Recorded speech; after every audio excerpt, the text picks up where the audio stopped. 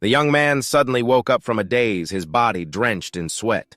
Just then, a hand suddenly tapped Chin Yu on his shoulder from behind. "Hey, are you okay?" Subconsciously, Chin Yu's instincts kicked in, and he grabbed the nearest object, holding it out defensively.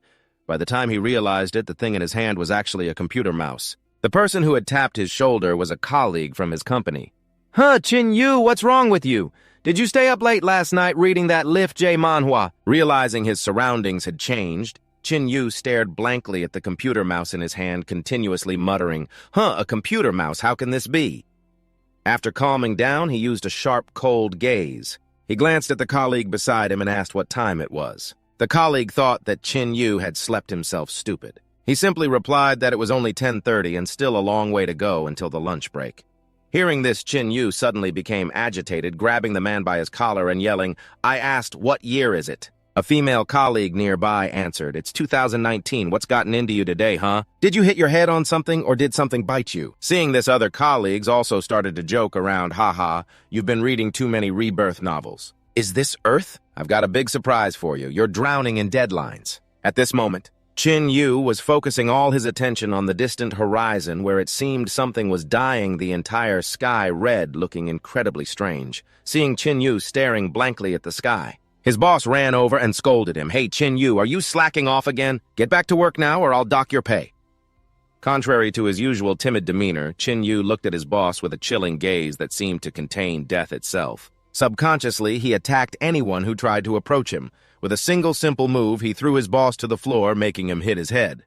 All the while, he was still concentrating on sorting out his thoughts. 2019, so isn't this the year the apocalypse began? 2019. A blood-red sky could today be April 1st. While Chin Yu was still doubtful, a colleague suddenly spoke up reassuringly. "Chin Yu, what's wrong? This April Fool's joke of yours has gone a little too far." Confirming that today was indeed the day of the apocalypse, Chin Yu immediately turned and left. Before he left, he kindly reminded his colleagues, "You all should hurry and go see your families. Today might be the day the world ends." History recorded April 1st, 2019 as the first day the apocalypse began. It was literally a bloody storm, and no one expected that a virus more terrifying than humanity had ever seen would be mixed into this blood rain. People touched by the rain would fall one by one, only to rise once more. They mutated into zombies and monsters that frantically hunted humanity. From that moment on, the world turned into a living hell, and that is what Chin Yu had already experienced once. The horrific memories of that day would never fade from his mind. At this moment, Chin Yu was walking aimlessly down the street, wondering how he had managed to return to this day. Suddenly, a man bumped into him from behind, saying, "Hey, don't block the doorway." Seeing the man busy with the phone in his hand, Chin Yu recalled some memories of the world before him. "So this is the mobile device of this era of phone. As expected, I have one too." Checking his phone, a name in his contacts caught Chin Yu's attention. An image of his younger sister suddenly flashed through his mind. Along with it came all the faded memories. A massive amount of information suddenly rushed in, and Chin Yu clutched his head, screaming in pain. "Are these this body's memories?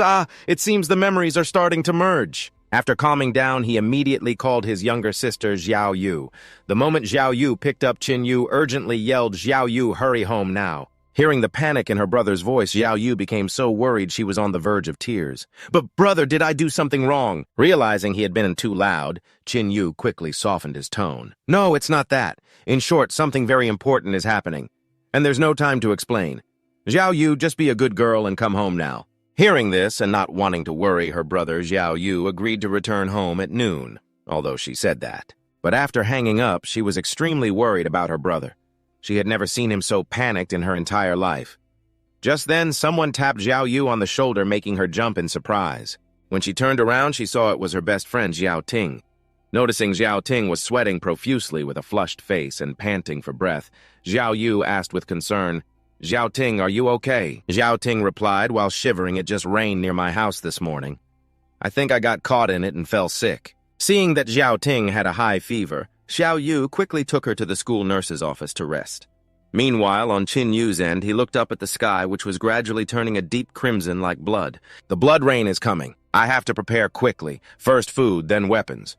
Back then, I was like most people, even with the powers of a mutant in the face of zombies and mutated monsters. I couldn't withstand a single blow. I watched as my loved ones and fellow humans were killed one by one until I, too, died under a monster's claws. But the heavens gave me a chance to be reborn 100 years in the past, just as the doomsday disaster was about to strike. This time I must become stronger. Before the enemies arrive this time, I must use my strength to protect my comrades and my family.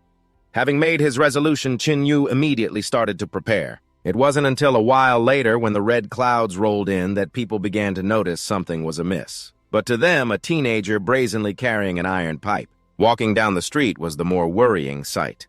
Only Chin Yu, the one being treated as a madman, knew what was about to happen to the world. Damn it, has it started already? This is bad, I'm not going to make it. Since it had started to rain, Chin Yu hurriedly hailed a taxi to go home. Seeing the young man get into his car carrying an iron rod, the driver got a little nervous and tried to make small talk to calm his nerves.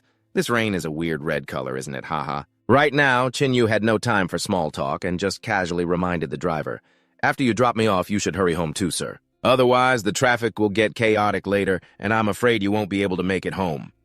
That was all he could say. After all, if he said the apocalypse was coming, he'd likely be sent straight to a mental hospital. On the way home, Chin Yu checked on his sister and discovered she hadn't returned home yet. He immediately called her. "Xiao Yu, are you still at school? I'm almost there. I'm coming to get you." Afraid of worrying her brother, Xiao Yu quickly explained, "Brother, I'm still at the school nurse's office with Xiao Ting. She's sick." Hearing this, Chin Yu yelled agitatedly. Is her skin burning hot, and is she constantly passing out? Just then, Xiao Yu stood up and quickly hung up, saying, "Yes. Oh, it looks like she's waking up. I'll hang up first." Because of this, she didn't hear Chin Yu's warning. "Xiao Yu, get away from her, she's mutating." Worried his sister was in danger, Chin Yu exuded a murderous aura as he placed a hand on the driver's shoulder. "Driver, please go faster." The driver immediately slammed on the accelerator, screaming non-stop. Okay, just please don't hurt me." Meanwhile, at Xiao Yu's location, Xiao Ting had woken up. Her eyes were blood red and her facial muscles were contorted, making her look terrifying. While Xiao Yu and the teacher were talking, Xiao Ting suddenly bolted upright. She sat up with a soulless expression, staring at the two of them. Seeing this, the teacher hurried over to check on her. "Young lady, you're still weak. You should lie back down first. I see your eyes are very red." Just then, Xiao Ting's pupils constricted and countless red veins surfaced in her eyes. She seemed to go berserk, lunging forward and biting down hard on the teacher's finger. The teacher had to struggle to pull her hand back. But her finger was bitten so hard that it wouldn't stop bleeding. "Why did you bite me?" The frightened teacher backed away, not daring to get any closer, but Xiao Yu was worried about her friend. So she still moved closer to ask Xiao Ting, "What's wrong with you?" Suddenly, Xiao Ting threw her head back and let out a horrifying laugh. Seeing this, Xiao Yu instinctively backed away, her whole body trembling in fear. The teacher, unaware of the danger, was still sitting on the floor trying to stop her finger from bleeding. At that moment, Xiao Ting went completely insane, lunging at the teacher and ferociously biting and tearing at her. Witnessing this horrific scene, Xiao Yu was so shocked she froze completely.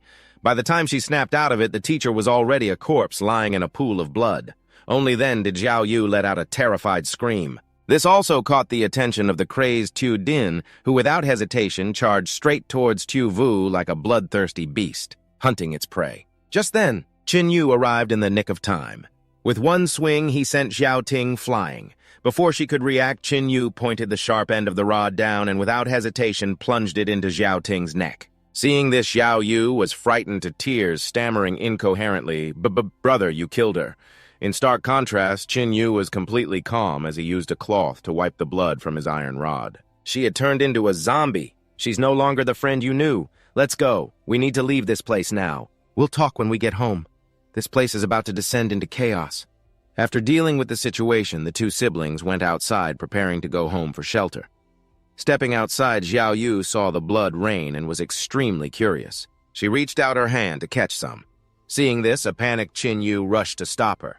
"Xiao Yu, don't touch this rain." But you were one step too late. A few raindrops fell on Tuvu's hand in an instant. Seeing her brother's strange reaction, Tuvu asked worriedly, "What's wrong, big brother? It's just a little rainwater." Hearing this, Tanvu was a bit surprised and asked, "Don't you feel that this rainwater is hot?" Tuvu didn't understand what her brother was talking about and asked with a bewildered look, "Hot, no. Is this acid rain?" Tanvu found it incredibly hard to understand, lost in thought. How strange. Even if some people have a certain immunity to this blood rain, they would still feel the heat of the rainwater, but now was not the time to think about these things. Tuvu took out the raincoat he had prepared beforehand and gave it to his sister. For now, don't worry about this. In short, put on the raincoat and try not to get wet.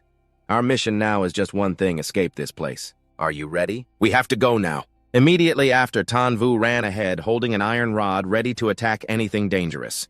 Overly excited, Tuvu shouted loudly to cheer him on charge. Tuvu was speechless and hurriedly told his sister not to shout. Realizing her mistake, Tuvu quickly covered her mouth with her hand and ran silently behind him. By now, the streets outside had turned into a battlefield. Countless people went mad, constantly rushing to bite and tear at those around them.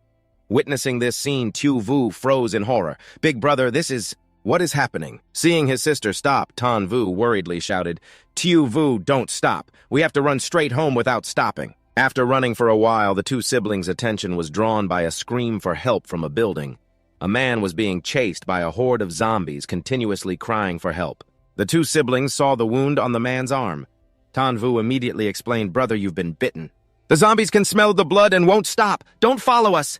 Hearing this, the man panicked and screamed, "No, I wasn't bitten. I won't become one of them." Tuvu hesitated, not knowing how to handle the situation. Gritting his teeth, "Damn this guy. The nearby zombies will be drawn over here by him."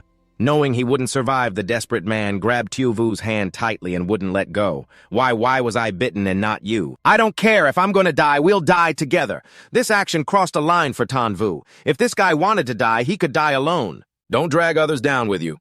With just one punch, the man was sent flying and then swarmed and torn apart by the zombies. Seizing this opportunity, the two siblings quickly left. Hearing the blood-curdling scream echo, a panicked Tuvu covered her two ears tightly. "Big brother, we killed him." Tuvu reassured his sister while running. "Tuvu, don't feel burdened. He was already bitten. He was going to die sooner or later, and he wanted to drag you down with him. If we hadn't done that, we would have died together."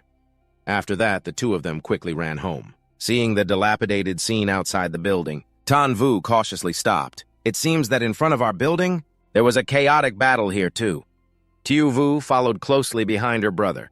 Fearing there were still zombies in this building, Tuvu walked ahead slowly, leading his sister inside. Seeing that it was pitch black with no light, Tuvu timidly said to her brother, "Big brother, it's really scary in here. Let's just run straight home." Just then, Tuvu heard a strange sound and whispered a reminder to his sister, "Shh, there are footsteps." Truly worthy of someone who has survived in the apocalypse, a zombie indeed appeared up ahead. As soon as it saw living people, the zombie immediately lunged forward. Tuvu quickly grabbed the iron rod to protect his sister. Tuvu get back, but with this body's strength, he still couldn't fight back against the zombie. He was steadily pushed back by it, gradually losing ground. Seeing her brother in danger, Tuvu hastily picked up a nearby brick and threw it straight at the zombie's head. Interrupted at a critical moment, the zombie immediately switched its target to Tuvu. Tuvu's limbs went weak and she fell to the ground, screaming. Fortunately, Tuvu acted in time, taking the opportunity to finish off the zombie on the spot. "Huff Huff, are you okay? Let's hurry home." At that moment, Tuvu suddenly burst into tears, snot and tears flying everywhere. That was Uncle Vuong from next door." The sudden disaster was hard for an innocent girl like Tuvu to accept right away. After she finished crying, Tuvu quickly led his sister back home. As soon as they got inside, Tuvu was surprised by the pile of supplies. Big brother, did you know about this disaster beforehand?" Fearing his sister would get the wrong idea, Tuvu quickly reassured her. "Tuvu, listen to me carefully. The apocalypse has arrived. Every day from now on will be more dangerous. I will protect you, but you must also understand how bad the situation is outside. You must listen to me." As his only relative, Tuvu naturally trusted her brother with all her heart. "Yes, Tuvu will always listen to you." After that, Tuvu began to carefully explain. "The zombie outbreak has begun. The apocalypse is here. Everyone will sacrifice others for their own survival. People's hearts will become more vicious than before, so in this situation, you must not easily trust others. Even the most ordinary zombie has strength and explosive power as if on stimulants. Some species of zombies evolve and there are mutated monsters. They can break through human limits many times over. For a normal person to confront them is nothing but a daydream. As for how I know all these things, I will explain it to you slowly later. Right now, the important mission is to become stronger to evolve. Through training and hunting, we can gain power to match the zombies and monsters. The apocalypse has arrived. Let's enjoy the last bit of warmth from this civilization." While there was still water and electricity, Tuvu took the opportunity to take a shower and wash off the rainwater. Suddenly, Tuvu pushed the door open and rushed in. Big brother, you forgot the shower gel and sponge. This made Tuvu extremely surprised. Huh, why did you come straight in? Or you can shower first.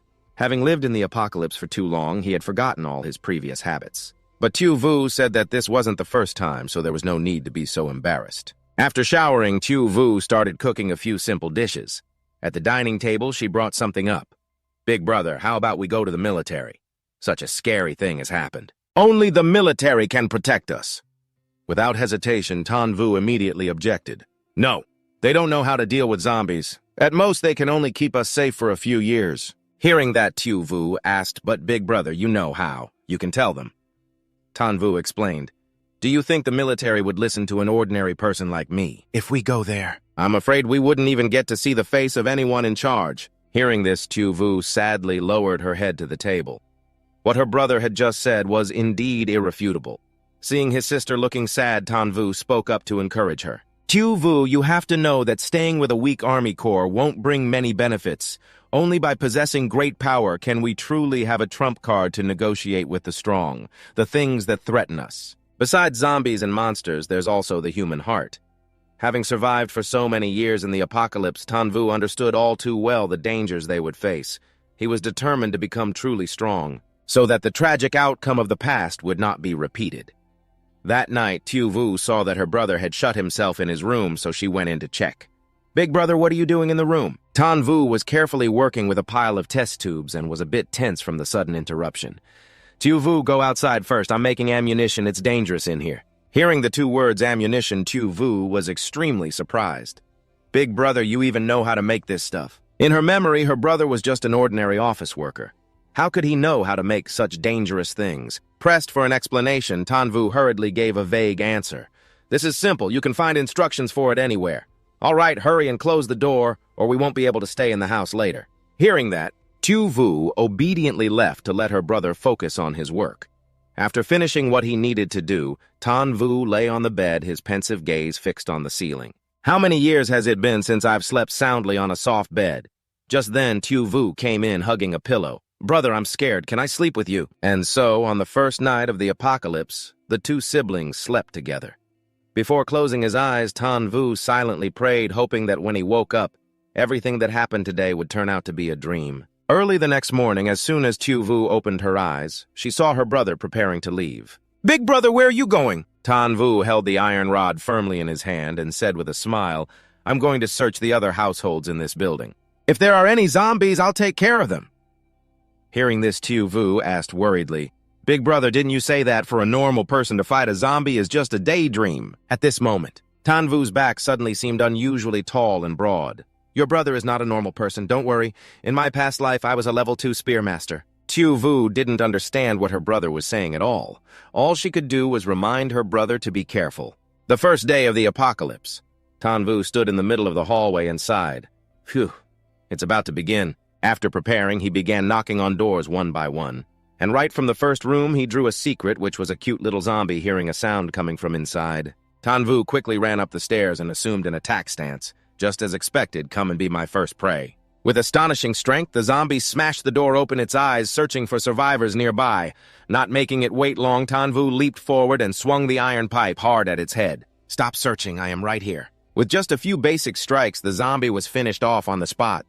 With the strength of a normal person, just fighting one zombie was enough to leave Tuvu panting heavily. After confirming the zombie was dead, Tuvu carefully used a knife to cut open its stomach. Is there any evolutionary energy inside this zombie's body? After fumbling around for a moment, he finally found a crystal, but this was not what he was looking for. As expected, it is hard for zombies of this level to have evolutionary energy. He did not stop there. Tuvu went through the entire floor, knocking on every door and defeating the zombies that rushed out until only one room was left. He was a little disappointed this is the last one. Is there really not a single lucky survivor left on this floor? Just then, a cry from the room at the end of the hall gave him renewed hope. A child crying. Could there be a survivor in this apartment? He did not let his happiness make him careless. Tuvu slowly opened the door and went inside. As soon as he opened it, he immediately spotted a shadow flash before his eyes. What was that, a zombie? A mutated beast. Following the sound of crying, Tuvu acted without hesitation. Die, monster! Just then, his instincts told him he had fallen into a trap. A child zombie suddenly lunged from behind, aiming to bite Tuvu's neck. Luckily, Tuvu reacted in time using his pipe to knock the zombie away. While it was stunned, Tuvu rushed forward to deliver a finishing blow with the sharp end of his pipe, but unexpectedly, this zombie was extremely agile and dodged the attack. It knows how to flee. Does it have intelligence? This is bad. A child zombie with intelligence is very likely to hold a grudge. Letting it escape like this is a huge mistake. Tuvu immediately gave chase to eliminate the future threat, but in the end, he was a step too slow, and the zombie jumped out the window. The zombie, having escaped death, was overjoyed. It turned its head and winked at Tuvu to taunt him, but it had forgotten this place was tens of meters high. Falling from here would leave nothing but minced meat. Witnessing this scene, Tuvu revealed a satisfied smile. It was just a low-level zombie after all. He then looked around the apartment trying to find any survivors or leftover supplies. It seems this was the child's guardian eaten to such a state. Let's see if there are any useful supplies left in the kitchen. It was not until sunset that Tuvu returned home with 2 sacks of supplies. "Xiao Yu, I am back." Xiao Yu, who was cooking, heard her brother's voice and ran to the door to greet him. Big brother, where did you get all this stuff?" Tuvu replied, "There are no lucky survivors left in our building, so there are plenty of supplies. I will have to make a few more trips after this." Tuvu washed up and then continued to gather supplies. The next morning, Xiao Yu was awakened again. "Brother, are you going out again today?" Tuvu explained that he had to become an evolver within 3 days and also find more food reserves. Hearing this, Xiao Yu stood up and said she wanted to go with him. Tuvu immediately raised his voice. "No way, it is too dangerous. With your current stamina and survival skills, it would be very difficult to survive. Do not worry, wait until I am strong enough to protect you completely. I will take you out with me then." Being a good kid, Xiao Yu did not want to be a burden to her brother, so she could only agree. Big brother, be careful outside." After clearing out the entire building, Tuvu decided to go outside and try his luck. Spotting a wandering zombie, he took the opportunity to ambush it, finishing it in a single blow. Suddenly, another zombie unexpectedly reached out from inside a car. Grabbing Tuvu's shoulder without any panic, Tuvu quickly finished it off, then continued to find the next target until dusk, when he sat amidst a pile of zombies lamenting the heavens. "Over 10 of them, and I have broken a few weapons. I could not even find one with evolutionary energy. It is getting late. I am afraid Xiao Yu is very worried." As soon as he got home, Xiao Yu threw her arms around him. "Big brother, you were out for so long today." Xiao Yu was so worried. Tuvu immediately comforted her. "Do not worry, I killed tens of zombies today. It is just a shame I did not find what I was looking for." Seeing her brother seemed disappointed, Xiao Yu comforted him in return. "Do not rush, you will find it eventually. Xiao Yu will stay home and pray for you." Just then, a loud voice shouted from outside, "Damn it, run!" This caught the attention of the 2 siblings. At that moment, a group of survivors was being chased by a horde of zombies. Seeing a fence ahead, the group scrambled over it together, successfully escaping the horde. Damn it, cannot even get a moment of peace. Just keep standing there like idiots outside. While the leader was busy cursing a subordinate, suddenly pointed towards a window on an upper floor. "Boss Huang, look, there are people alive up there." Having been spotted, Tuvu immediately pulled his sister's head down. Seeing that there were other survivors, Xiao Yu asked, "Big brother, there are survivors. Should we help them?" Tuvu replied coldly, "Xiao Yu, have you forgotten what I told you before? In the apocalypse, people's hearts are unpredictable. We must be careful with everything." Meanwhile, the group of survivors, happy to have found someone, started searching. It did not take long for them to find their door and start banging on it. "Is anyone there? Do not pretend we just saw you open up." Seeing the door slowly open, the leader immediately started scolding. "Hey, are you deaf or something? What took you so long to open the door?" But upon seeing the iron pipe in Tuvu's hand, they immediately backed down. Tuvu's eyes were sharp and cold at that moment, looking incredibly intimidating. "Is there a problem?" the leader hurriedly explained. Brother, do not get worked up. We are not bad people. We just got a little excited seeing other survivors." The lackeys behind him also started to play along with their leader, who was trying to peek inside the house as he spoke. His eyes darting around. "Brother, can you let us come inside? We have been hungry for days." But before he could even step inside, Tuvu blocked him. "No." Just then, Xiao Yu came out with 2 bags of items in her hands. "Big brother, maybe we should give them some food." This girl was truly too naive. As soon as he saw Xiao Yu, the leader's lecherous expression was revealed. Thank you. This chick's chest. No, the girl's chest. No. The young lady is so kind." Sensing that these people were not good, Tuvu gave them the supplies and then pointed decisively towards the opposite room. The room across is empty. No people and no zombies. If you want to stay, go over there. Being sent away, the group of survivors complained while eating their noodles. He thinks he can get rid of us with just a few instant noodle cups, but the subordinate thought that getting any food at all was already great. After finishing their meal, the bald guy gloated, recalling the morning's events. Hey, did you guys notice the look in that bitch's husband's eyes when we did that thing this morning? He looked like he wanted to eat us alive. Ha ha ha. The others started laughing along. Of course we saw it. That slut. She used to act all high and mighty with her money and never even glanced at us. Now she knows how formidable we are. Suddenly, the leader changed the subject.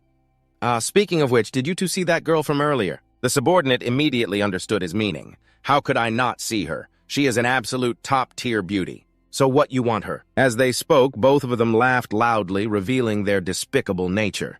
The bald guy lit a cigarette and said, it is just that arrogant punk with her. Tomorrow we will show him what is what. They then started plotting together. Tomorrow morning, we will go ask them for food again. After they open the door, the three of us will overpower that kid together. Right. We do not even know what that girl is to him, a girlfriend or a sister. Tomorrow we will use the old trick, have our fun with her in front of him, and then kill him. Yeah, just kill the kid.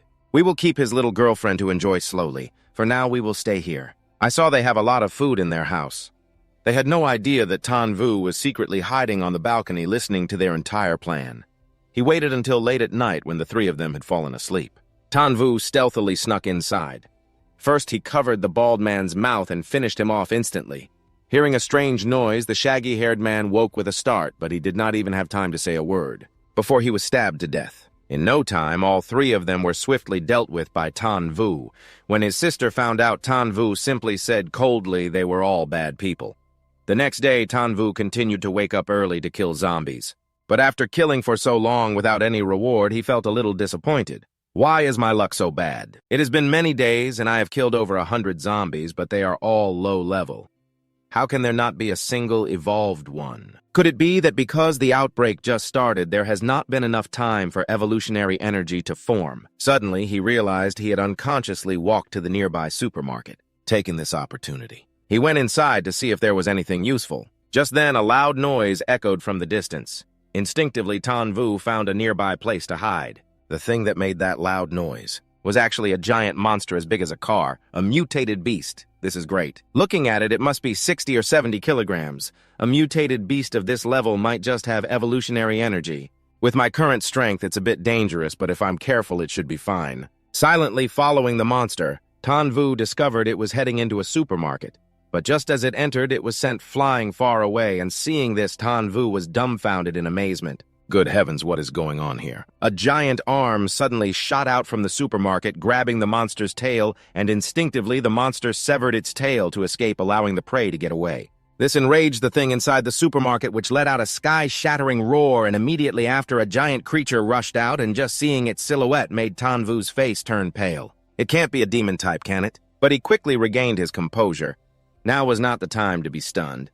Demon-type zombies were incredibly terrifying even 100 years later when many powerful people appeared in the apocalypse. But they could easily overthrow those powerful individuals. Each one possessed different forms and abilities, but what they had in common was the mere mention of them could make people turn pale with fright, and although their numbers were very small, totaling only about 10, any single one of them could destroy 100 or even 1,000 people as if it possessed demonic power. That's where the name demon type came from. If I hunt it now before it fully develops, I can use its evolution energy to directly possess the super abilities of two evolvers at the same time. Just thinking about it. Tuvu was so excited he could barely contain himself, but he remained extremely cautious, hiding to one side to secretly observe this demon type. After the hunt, the demon type slowly re-entered the supermarket. It didn't rampage destructively, but carefully ducked to avoid damaging the supermarket when viewed from the outside. This supermarket looked completely normal, so much so that even Tuvu almost went inside, hiding to one side. Tuvu carefully assessed the situation before making his move. This thing was intelligent enough to take over the supermarket. The one with the most supplies to lie in wait for prey, it was definitely a demon type, there was no mistake. Although it hasn't fully developed, challenging it directly with my current abilities is no different from suicide, but this is the best opportunity for me to become powerful in this apocalypse. Besides, if I wait for it to fully develop, no one will be able to deal with it then, and I'll probably die by its hands anyway. I need to be brave. I've decided to risk it using this. After making up his mind, Tuvu carefully set up his backpack and approached the supermarket entrance. He took a deep breath, then ran to the middle of the doorway and shouted, "Hey, monster, come and eat me!" Hearing the noise, the demon type immediately rushed towards the door. The prey had taken the bait. Tuvu ran straight for his backpack. "Come and enjoy your last meal." The demon type rushed outside, and not seeing anyone, it began to search. Just then, Tuvu shouted, "Hey, I'm over here!" The demon type didn't realize it was a trap, and with a deafening roar, it charged straight at Tuvu, and as soon as it reached the backpack's position, Tuvu gave a sinister smile and said, "Try this." Suddenly, the backpack exploded, sending the demon type flying far away. Inside the backpack was all the explosives Tuvu had painstakingly crafted over the past few days, and seeing the demon type take such a heavy hit, Tuvu laughed out loud with joy. "Ha ha, that's great, even though this thing is in such a sorry state now. But who knows if it still has the strength to fight back. It wouldn't be too late to check after it's confirmed dead." So to be cautious, Tuvu sat on the opposite side, silently observing the situation after confirming the demon type was no longer moving. Only then did he feel relieved enough to get closer. Looks like it's done for now. Let's see what good stuff it dropped. Suddenly, a mutated cat appeared, startling Tuvu and putting him on alert. Damn, a mutated cat, looks like this loot won't be so easy to claim. Just at that moment, the upper head of the demon type suddenly moved, devouring the mutated cat in an instant. Upon witnessing this scene, Tuvu's face turned pale with fear. This thing was playing dead. It was a good thing I didn't rush over to avoid any new problems. I have to deal with it quickly, he thought, looking around. Tuvu discovered several barrels of oil nearby. After thinking it over, he decided to burn the demon type to death. Since it was severely injured, the demon type couldn't move and could only watch as Tuvu poured oil all around it, and then set it on fire. After waiting for the fire to be completely extinguished, Tuvu excitedly approached with his knife in hand. "Cough! It actually smells pretty good. Let's see what kind of good stuff you have." After searching for a while, he discovered the demon type's evolution energy. This thing was truly special in his past life. It was something few people were able to obtain. Of course, Tuvu didn't forget about the mutated cat from before. Inside it was the evolution energy he was familiar with. After finishing his harvest, Tuvu swallowed the demon type's evolution energy without any hesitation. Immediately, he felt a pain akin to dying and being reborn. His entire body felt as if it was about to tear apart. So this is the energy of a demon type. In my past life, I never experienced such a painful evolution. Let's see how strong I am now. Tuvu picked up a random stone and threw it at the wall with just a little bit of force. The wall shattered into countless pieces. He had at least 4 times the strength of an ordinary person. In this era that was considered rare, next, he would test his abilities. Tuvu closed his eyes and carefully examined the changes in his body. The first was the flame ability. Excellent. In my past life, I also had the flame ability, so it saves me the trouble of adapting. From a small spark in his hand, Tuvu easily conjured a giant flame. It enveloped his body, ha ha ha. Although the flame ability isn't considered extremely rare, if it's strong enough, it's very practical. I'm quite satisfied with it now for the second ability. Tuvu felt it was very strange and needed to find something to test it on. Then he bent down and randomly used the ability on a stone on the ground, and in an instant, 1 stone suddenly became 2. This left Tuvu utterly shocked. A replication ability. I don't know much about this power, but there's no doubt it's an extremely rare one, it seems. This replication ability can only be used once on the same item. If I can replicate a stone, then as Tuvu guessed, evolution energy can also be replicated. And it has the exact same effect. This ability is truly heaven-defying. Possessing 2 abilities at once was something Tuvu would have never imagined in his wildest dreams. Just then, the surrounding zombies, drawn by the commotion, gathered in increasing numbers, and suddenly Tuvu had a bold idea. He concentrated and used the replication ability on his own body, and to his surprise, it worked without a moment's hesitation. The 2 Tuvus charged at the zombies, feeling much more confident than before, without needing to say a word. The 2 of them coordinated with each other flawlessly, and in no time the horde of attacking zombies was completely annihilated. But now Tuvu realized he had a headache of a problem. There's no way I can go on living as 2 people. I have to see if this replication ability can be undone. Luckily, the replication could be reversed. The copied Tuvu gradually vanished into thin air. This ability, while overpowered, was not without its drawbacks. The moment the clone disappeared, Tuvu instantly felt a doubled sense of fatigue. Abusing this ability would be incredibly dangerous after resting for a while. Tuvu started searching the bodies of the zombies he just killed for evolution energy. It seemed the times had already changed. These zombies actually had evolution energy, which was perfect for Tuvu. After finishing the harvest, Tuvu brought his spoils back home. The moment she saw him, Tuvu rushed forward to hug him. "Big brother, you're late again. You had me worried sick." Tuvu smiled and said, "Rest assured, your big brother is not the same person he was before. I won't make you worry anymore," but this time Tuvu wasn't as easily placated as before. "If you're going to be gone for that long again in the future, you must take me with you." Tuvu quickly agreed with his sister. "No problem, I'll definitely bring you along next time. Here, eat this and you can become an evolver too." Seeing her brother take out two strange objects, Tuvu was a little doubtful. An evolver Tuvu explained that after becoming an evolver, low-level zombies would no longer pose a threat. Hearing that, Tuvu swallowed the evolution energy without any hesitation when her brother asked if she felt anything. She thought about it seriously before replying, It would probably be tastier with some sugar. I'm speechless." Tuvu could only bury his face in his hands in frustration. "Who asked you about the taste? Do you feel it, a burst of power erupting from within you?" Tuvu stared blankly, then replied, "I don't feel any burst of power." Tuvu couldn't understand what was happening and scratched his head in confusion. "That's impossible. Eating evolution energy is supposed to make you an evolver. Here, try eating this one too." This time, Tuvu ate it with a little sugar to improve the taste, but the result was exactly the same. She felt absolutely nothing. This situation made Tuvu sink into deep contemplation. "This is beyond my comprehension, to have no reaction even after consuming 2 evolution energies. This has never happened before." Seeing the serious look on her brother's face, Tuvu felt a little sad and asked, "Big brother, is this stuff very valuable? I ate it, but it had no effect. What a waste." Tuvu patted her head to comfort her. "It's nothing for us now. This isn't considered precious, so don't blame yourself." After thinking for a moment, Tuvu timidly spoke to her brother. "It's not that there's no sensation at all. I feel this thing is really delicious, and eating it feels very satisfying." Hearing that, Tuvu was a bit surprised and asked again, "Very satisfying, huh?" Tuvu was so happy she was flailing her arms and legs. "Yes, eating it feels very good. I want to eat more after having it." According to Tuvu's speculation, Tuvu's potential was too great. So she still hadn't met the conditions to evolve yet. He needed to find more evolution energy sources to verify this. Putting that aside, the two siblings had dinner together, and after the meal, Tuvu was browsing the internet when she suddenly found some important information. She immediately called her brother over to look. Tuvu calmly walked over while eating an apple and asked, "There's still internet?" It seems the situation isn't serious in many places yet, but as soon as he saw the image on the screen, Tuvu's expression changed and he unconsciously uttered 2 words, "alien race." Tuvu didn't understand and asked, "What is an alien race, brother?" Tuvu replied gravely, "Disaster and death. Zombies, mutated viruses, the apocalypse. If there's anything that could be worse than these things, the alien race is it. I don't know what power has made this already terrible apocalyptic world. Have several more spatial rifts appear. The cracked space connects to an alien dimension, and the alien creatures from that dimension are invading our world. They are called the alien race. Countless bizarrely shaped monsters emerge from the spatial rifts. Their races and forms are incredibly strange. But they have one thing in common: hostility and murderous intent towards humanity.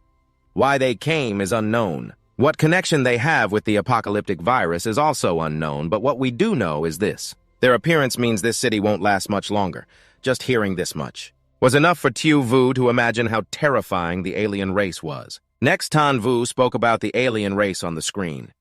This is the insectoid race among the aliens. Their nests form in rows and grow ceaselessly, and a massive number of insectoids will compete and slaughter. They will monopolize cities and villages within a 100-mile radius, just like a plague of locusts. Wherever they pass, only bones and death remain. There's no time to waste. Starting tomorrow, I have to get stronger quickly.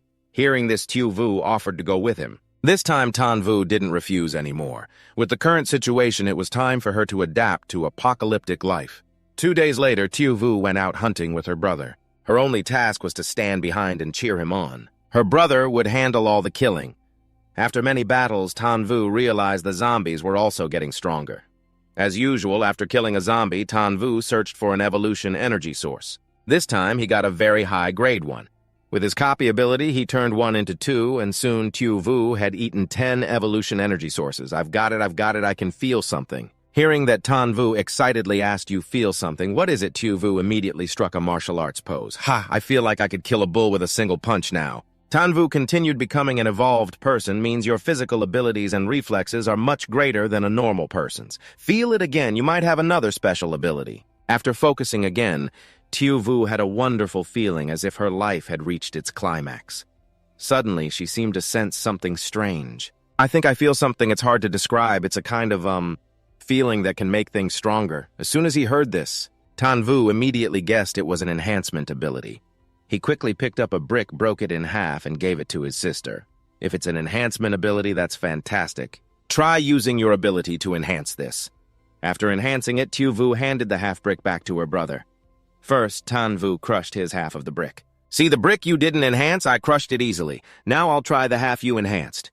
Even though they're from the same brick, their hardness is completely different. Tuvu had to use all his strength just to crush the enhanced half brick. It's definitely an enhancement ability. Tuvu, you've become a top-tier evolved person. Hearing that, Tuvu was overjoyed even though she didn't really understand what it all meant. But just being able to help her brother was enough to make her very happy. To test the ability, Tuvu had his sister enhance him. He immediately felt an irrepressible surge of power, and he unleashed a few attacks, easily shattering a brick wall. With this ability, Tuvu could now join her brother on hunts. Starting tomorrow, Tuvu would teach her combat techniques. The next day, Tuvu found a zombie for his sister to practice on. See that zombie over there? Go defeat it. Enhance your weapon with your ability first, then slowly go and defeat it. I'll watch your back, so don't be nervous. Listening to her brother, Tuvu tiptoed towards the zombie, muttering to herself not to be nervous, but just as she got close, the zombie suddenly turned around. Startled, Tuvu missed her chance to attack, but luckily she was now an evolved person, so she easily dodged its attack. Then Tuvu squeezed her two eyes shut, screamed, and repeatedly bashed the zombie's head until Tuvu had to stop her. Hey, stop, that's enough, that's enough. For her first fight, Tuvu was sweating from fear. Phew, did I win? Tuvu carefully assessed her. Your mindset was a bit off, but you have strength and skill. All in all, very good. Then he checked the zombie's corpse. A few more hits and I wouldn't have been able to find the evolution source. Oh, lucky this one has one. Tuvu, use your ability to enhance this. Then I'll use my copy ability to split it into 2. That way we'll get 4 evolution energy sources. The abilities of these 2 siblings are truly heaven-defying. A 4-fold return on one investment, they would get stronger in no time. After testing it, Tuvu confirmed his suspicion. His guess was indeed correct, although it's a copy, the enhanced evolution energy source still retains nearly double the effect. This is great. At that moment, Tuvu spoke up. Brother, I feel like if I keep eating these, I might even be able to awaken a new ability. Tuvu recalled his sister's unusual behavior. Tuvu wasn't afraid of the blood rain and had once touched the hot acid rain in confusion, asking, "What's wrong? This is acid rain, isn't it?" And when she absorbed the zombie's evolution energy source, it wasn't like a normal person. She didn't feel the overwhelming power. He analyzed that she had a strange need for evolution energy. Tilting his head to look at his sister, Tuvu couldn't help but wonder if this was a good or a bad thing. What changes would Tuvu undergo in the future? Suddenly, his train of thought was broken when the 2 siblings heard gunshots not far away. Startled, they both looked over in that direction. Gunshots. Tuvu quickly made a decision and carefully instructed, "Let's go check it out. Tuvu, stay behind me, find cover, and be ready to hide at any time." She obediently nodded in agreement. A thoughtful look flashed in his eyes. If they're robbers, we'll take them out and loot their supplies. On the other side, a dense horde of zombies was slowly advancing. Attracted by the gunfire, they gradually cornered a group of soldiers. One of them spoke while shooting at the zombies. "Captain, we should fight while falling back against these zombies. A few shots from us won't be enough to handle them," another team member said while providing cover fire.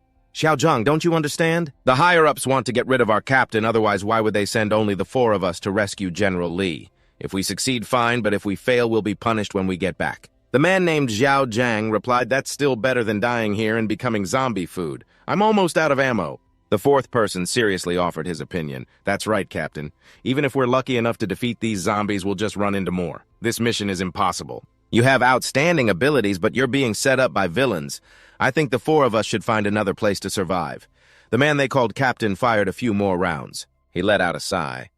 "How could I not have thought about what you all said?" But with just the 4 of us in this apocalypse, he stopped mid-sentence because his eyes were caught by something. The 2 Tuvu siblings had appeared on top of a large pile of rubble. This slightly startled the soldiers. "Look, there are people over there." Tuvu and Tuvu stood high above, looking down at the zombie horde and searching for survivors. Tuvu's crimson eyes lit up when he saw the soldiers. Survivors, he thought to himself. Among the zombies below, a female zombie suddenly turned its head to look up at Tuvu with soulless eyes. "I guess a crush lasts beyond the grave. And it wasn't just that one female zombie. Nearly all the zombies in the area started moving towards the two Tuvu siblings. He noticed this as well. But he wasn't panicked at all, calmly thinking to himself, oh, why are all these zombies rushing towards us? Could it be that our power is highly attractive to zombies? Among the 4 soldiers below, one saw this as a rare opportunity and spoke up. Captain, while those two are attracting the zombies, let's retreat. The captain obviously couldn't do that. Who behaves like that, you scoundrel? How could you even say such a thing? Are you even a soldier? Listen to my order. Use all available firepower. Even if we run out of ammunition, we must save those 2 civilians. The iron rod in Qin Yu's hand burst into flames, glowing red hot. He ordered Xiao Yu, strengthen our brothers here. Don't go anywhere. He told his sister to protect herself while he handled the zombie. She agreed, but also reminded him to be careful, and seeing him move, the soldiers stood watching in surprise. They even forgot to shoot their guns to kill the zombies. Then, with a loud bang, smoke and fire erupted, and only the terrified screams of the zombies could be heard as the captain stared blankly. Could this be a legendary ancient martial artist?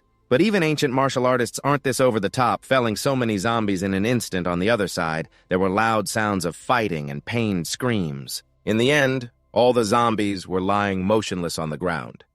The 2 siblings, Tuvu and Tuvu, calmly walked up to the 2 soldiers, who also lowered their guns to show friendliness. With gratitude for being saved by the 2 of them, the captain spoke up to introduce himself. Hello, we are soldiers dispatched on a mission. I am Captain Lam Fong. Tuvu seemed a bit surprised to hear this name. He repeated Lam Fong.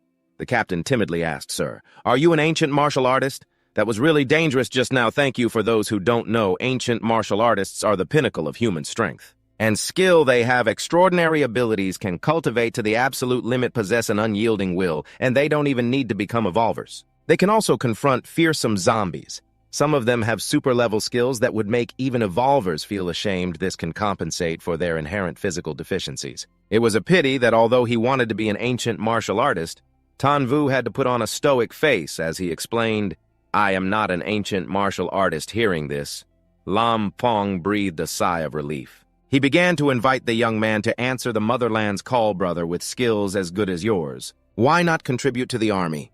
You will surely achieve great things in the future. He was not very interested in this offer. He just answered perfunctorily, I'm not the type to be tied down. Let's just drop the matter of the army. Thank you for your kind offer. Lam Fong didn't press the matter, only feeling a bit of regret for not being able to recruit such a talented person into his team. What a pity. If you don't agree, then we'll be on our way. If you need help in the future, I will definitely not refuse. With that, he and the 3 remaining team members turned and left very decisively. Tuvu looked at her brother in confusion and asked out of curiosity, Brother, before whenever you met survivors, you couldn't wait to beat them. So why do you respect this Lam Fong? He didn't explain much, just said that he recognized him. Then Tuvu sank into memories of his past life in a ruined city. He tilted his head back to look up. There was a hero's monument there, he had asked his companion at the time. Why is there still a statue being worshipped here? His companion had told him this is the statue of Lam Fong. During the darkest of times, it was very rare for an S-class evolver to possess such great power. He also fought to help the weak and eventually died in a battle at Hak Lam, becoming a martyr respected by later generations. Upon hearing that story, Tuvu was silent for a long time. It was unclear what he was thinking. Finally, he exclaimed, I remember now. When the seniors mentioned him, they were all very respectful. His companion climbed onto the hood of a car, held his face, and sighed. Compared to my respect for Lam Fong, my fear of Hak Lam is much more terrifying. I hope a calamity like that never happens again. End of flashback. Tuvu saw that her brother didn't intend to share more, so she asked, Brother, how do you know him? Tuvu still didn't plan on telling his sister too many unrelated things. The more you know, the more dangerous it is. So he just replied, it's nothing. A friend of mine mentioned him before. Don't worry about it, he said while watching Lam Fong's retreating figure. Tuvu was lost in thought about the outbreak in Hak Lam, that calamity. That's still more than 15 years from now. Lam Fong, enjoy this time while you can. The group of soldiers had already left. The streets were now utterly deserted.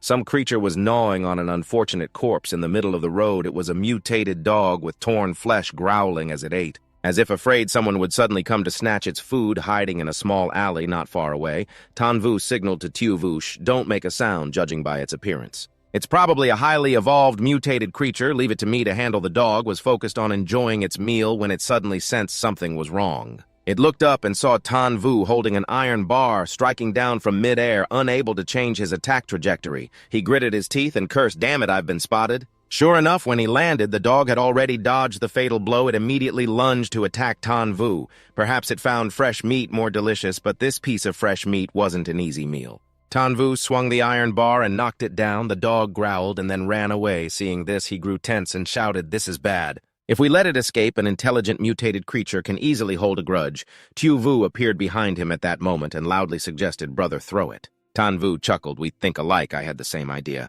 As he finished speaking, he took the iron bar, adjusted the angle, then aimed carefully and threw it. The target was the fleeing, mutated dog. The iron bar pierced through the dog's leg, causing it to howl in pain, and that was not all. The iron bar also glowed red-hot as if it had been forged in fire for a long time. Immediately after, flames erupted and engulfed the mutated dog, turning it into a roasted dog. Truly an unexpected move. The flames gradually died down. The dog was as dead as it could be, its body charred and smoking heavily. The two siblings, Tuvu and Tuvu, approached. She stood cautiously behind him and timidly asked, "Is it dead?" Tuvu held a knife, preparing to dissect the dog's corpse to find its energy. A mutated creature of this level should have evolutionary energy. His younger sister was a little curious.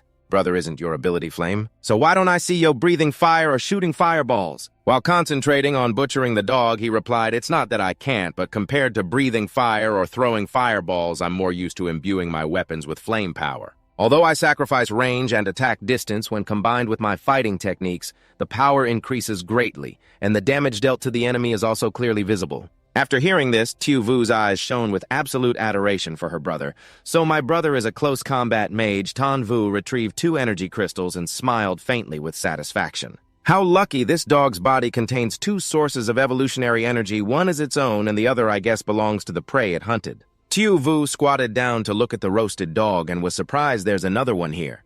She pulled a ring from the dog's corpse. It turned out to be an old worn ring, and she didn't know what it was. It wasn't something that could increase her strength, so she was about to throw it away as it wasn't useful. Like food, Tuvu's quick eyes spotted the ring. "Wait, Tuvu. This ring, could it be?" He looked at the gold ring with strange patterns carved on it. He exclaimed, "A treasure from a dimensional relic." He urged Tuvu hurry and put it on to test its effect. Tuvu was very obedient to her brother, doing whatever he said like this. As soon as she put it on, the ring suddenly glowed with an eerie blue light. As if it had a spirit, it controlled Tuvu's hand. She cried out in alarm, "What's happening?" Blue flames shot out from the ring, burning fiercely for a moment. Finally, Tuvu pulled her hand back and asked her brother in shock, "What was that?" Tuvu was like a walking encyclopedia. He explained, "This is the power of a dimensional relic. It uses genetic energy and converts it into various forms of power. Releasing it outwards, it seems the power of this ring is flame, just like mine." Hearing the new term, Tuvu's 2 eyes widened with curiosity. "What's a dimensional relic?" Tuvu explained that after the apocalypse, alternate spaces of different forms can appear anywhere on the globe at any time, which are different from dimensional rifts. Although they are fraught with danger, as long as you pass the trials, you can obtain rich spoils, and it doesn't stop there. He continued, "These spoils come in many types. Some people find treasures containing dimensional power, while others comprehend strange new abilities and skills. Humanity was barely able to withstand the post-apocalyptic world, thanks in large part to dimensional relics out on the streets." Tuvu probably admired her brother more than anyone. She clapped her hands in praise. "Brother, you're so amazing. You know everything." Tuvu didn't let the praise lower his guard. He looked at the dog's corpse and analyzed. This mutated dog was able to swallow a relic's treasure. Swallowing a dimensional relic clearly shows that there's an entrance to a relic nearby. Moreover, if even a mutated dog could survive and come out, then that relic isn't too dangerous. It's just that the entrance to a normal relic isn't fixed. I don't know if we can find it before it relocates." After speaking, he instructed his sister to do as he said. "Tuvu, you enhance the ring and then I'll copy it." The girl was always obedient and agreed, "Yes, brother," and so the 2 siblings. Each of them wore an identical ring. After observing and evaluating it, Tuvu was a little disappointed. As expected, it wasn't anything particularly good. No wonder that dog was able to get it. The 2 siblings went home and used some of their stored food to cook a simple meal at the dinner table. Tuvu's 2 eyes sparkled as she looked at her brother and exclaimed, "Brother, we had such a bountiful harvest today." Tuvu smiled and summarized, "Now, even your physical constitution is more than 5 times that of a normal person. As for me, my physique is 8 times stronger, and combined with Tuvu's ability, my power is 16 times greater." She let out a curious, "Oh," and asked, "What does 16 times stronger even mean?" He patiently explained, let me put it this way. To ordinary people, and even to most zombies and mutated beasts, we're as strong as monsters. Hearing this, Tuvu exclaimed happily, are we really that amazing? Tanvu nodded, yeah, it's just that we haven't found a dimensional relic yet. If we find one, we can level up again. After their chat, the two of them turned off the light and went to sleep. He said they should rest early to continue hunting tomorrow. Tuvu immediately agreed.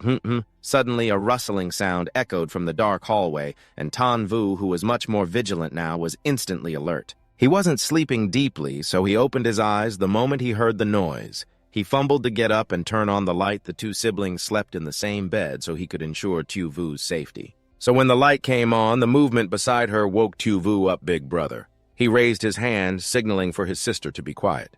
Shh, don't make a sound, there's something outside the door. Tanvu carefully grabbed the iron bar and stood by the door with a click. He quickly swung the door open outside.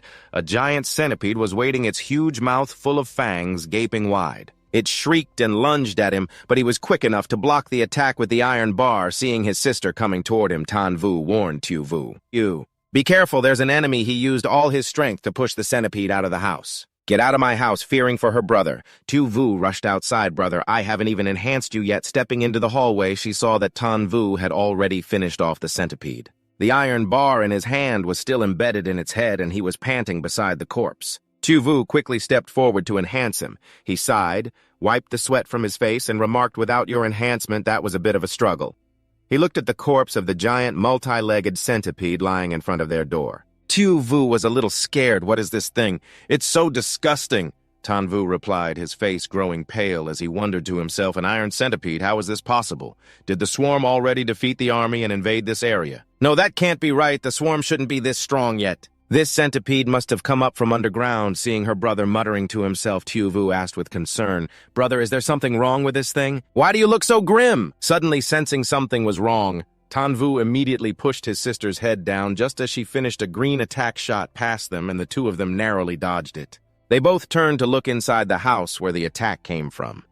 Tuvu, frightened, huddled close to Tanvu. Seeing the green beetle hovering with two massive pincers, it was clear this was no ordinary foe. Not to mention, it had just launched that ranged attack. Even Tanvu started to feel uneasy. This is bad. The two siblings looked at the beetle with pale faces, muttering, the swarm's hunting parties got here so fast. Seeing the beetle was about to pounce, Tanvu pushed his sister aside and prepared to fight. The beetle landed where Tanvu had just been standing.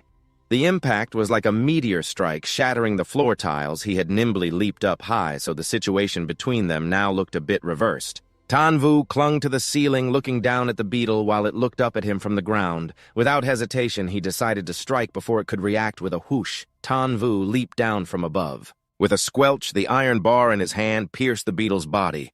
Green fluid gushed out. He stood up, pulled the bar out, and flicked the green liquid off it. At the same time, he didn't forget to warn his sister, Tuvu, stay alert.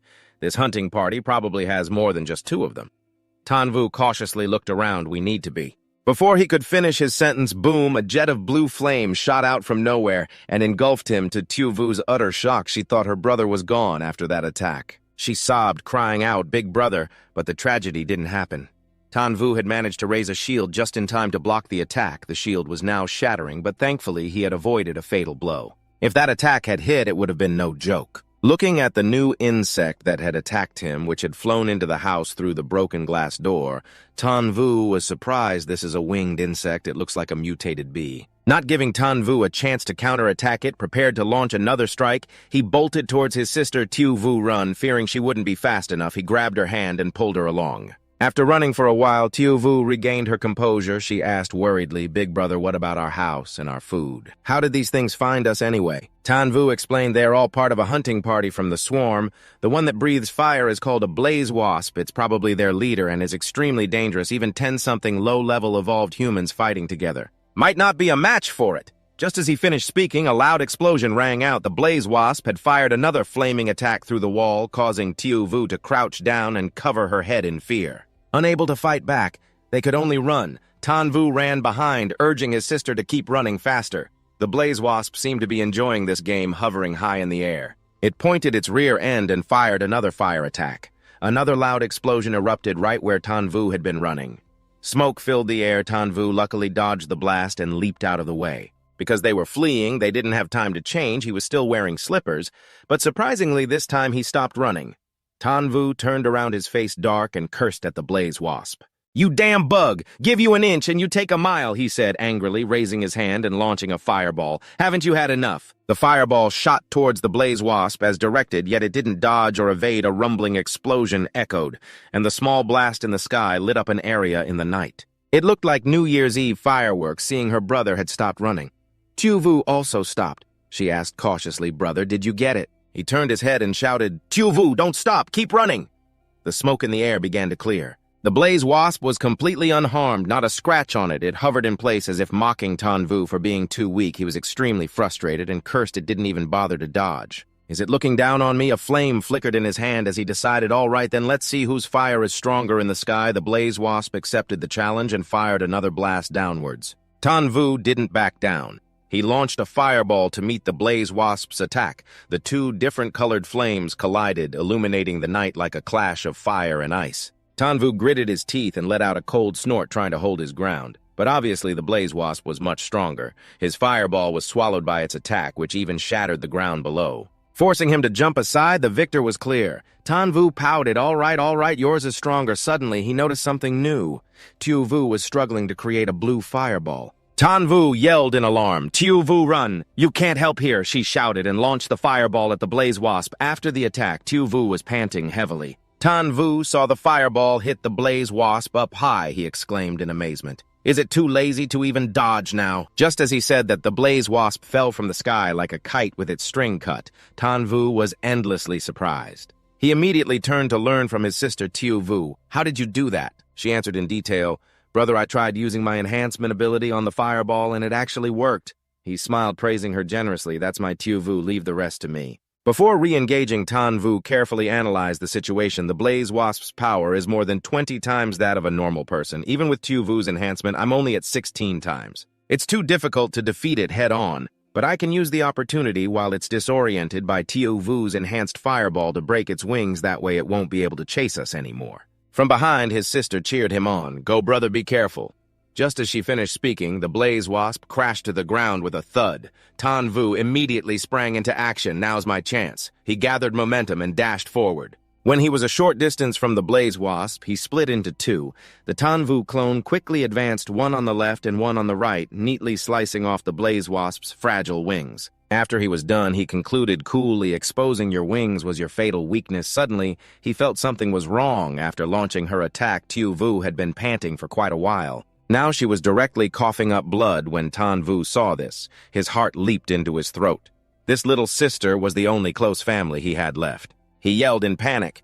"Tuvu!" He placed a hand on his chest. Feeling a difference after consuming so much power, this made him worry. The enhancement, it's gone. Could it be that my splitting into two doubled the burden of Tuvu's ability and she couldn't handle it?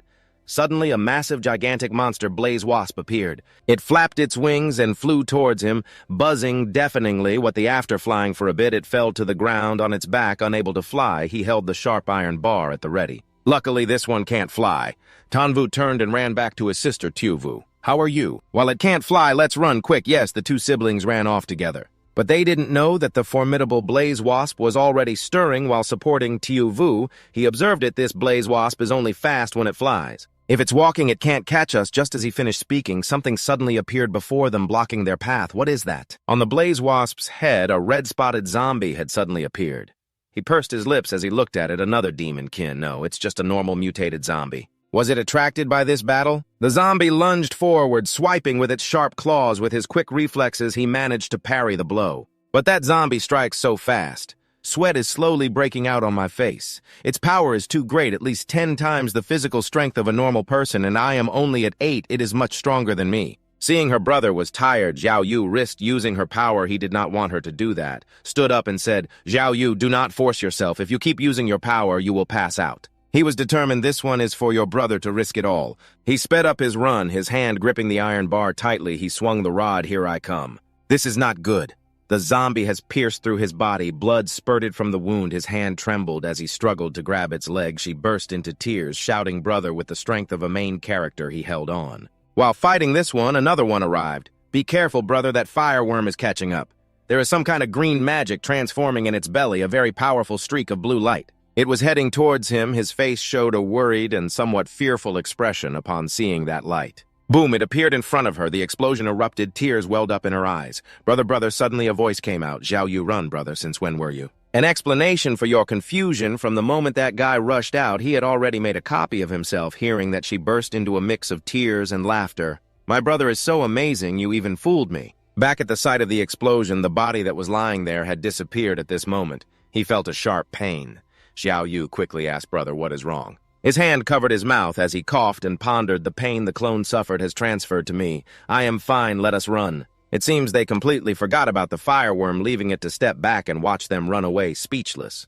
The two of them stopped in front of a store. Quick, get inside. The two entered as the metal gate slammed shut. I should get some sleep first. I was tormented all night. Closing my eyes, I hear these unfading thoughts. Starting tomorrow, I'm afraid survival will be even harder. The survival journey continues. They have to search for the energy dropped by zombies' energy crystals. Luckily, after killing just one, they have already found evolution energy. The two of them picked them up and ate them. He looked at his sister excitedly. I have successfully raised my physique to 9 times stronger. Just relying on this is not enough to be full moving forward. They carefully observed their surroundings and discovered a green supermarket. There is a supermarket over there. The two siblings were excited to see it. This is great. They quickly walked over and a voice came from inside. Zhangfeng, what are you afraid of? I have got it held down. Hurry up, you useless coward. Tuvu heard this and warned there are people inside. I will go in first. Act carefully. Okay, he is holding onto a rampant zombie. As for him, he grabbed the rod and held it high. This kid Zhangfeng, I'm about to lose control of him. If I die here today, it is because of you. His voice trembled. I am sorry. This cannot be blamed on me. The zombie broke free from his control. Oh no, the air grew tense. The zombie growled, facing off against him while the other guy was thrown into a stall. A shelf fell and crushed him, causing him to struggle to find a way out. As he fumbled for support, the zombie lunged. There was a scream. Danger! Zhangfeng is pinned by the shelf. He cannot escape. His face was a mess of tears and snot. Help me, help me. A bat was slammed into its head, breaking in two. Being hit on the head made the zombie turn its attention, causing her to tremble in fear. I have changed my target. That zombie attacked Xiao Na. Everyone was worried for her shouting. Xiao Na, suddenly a figure ran past. Even the zombie had to look up. It was grabbed by the head. Even the zombie was startled so fast there was no time to react before being dragged away. The ground cracked, forming a hole as the zombie's head was smashed down. Everyone was speechless as no one could figure out what had just happened. He stood up and walked towards her. So cool, what a heartthrob. He gallantly offered a hand to help her up, making her blush. Get up. The thank you, Xiao Yu called out from behind. Curiously, Xiao Na habitually looked over upon hearing her name called. Xiao Yu, is that you, Xiao Yu?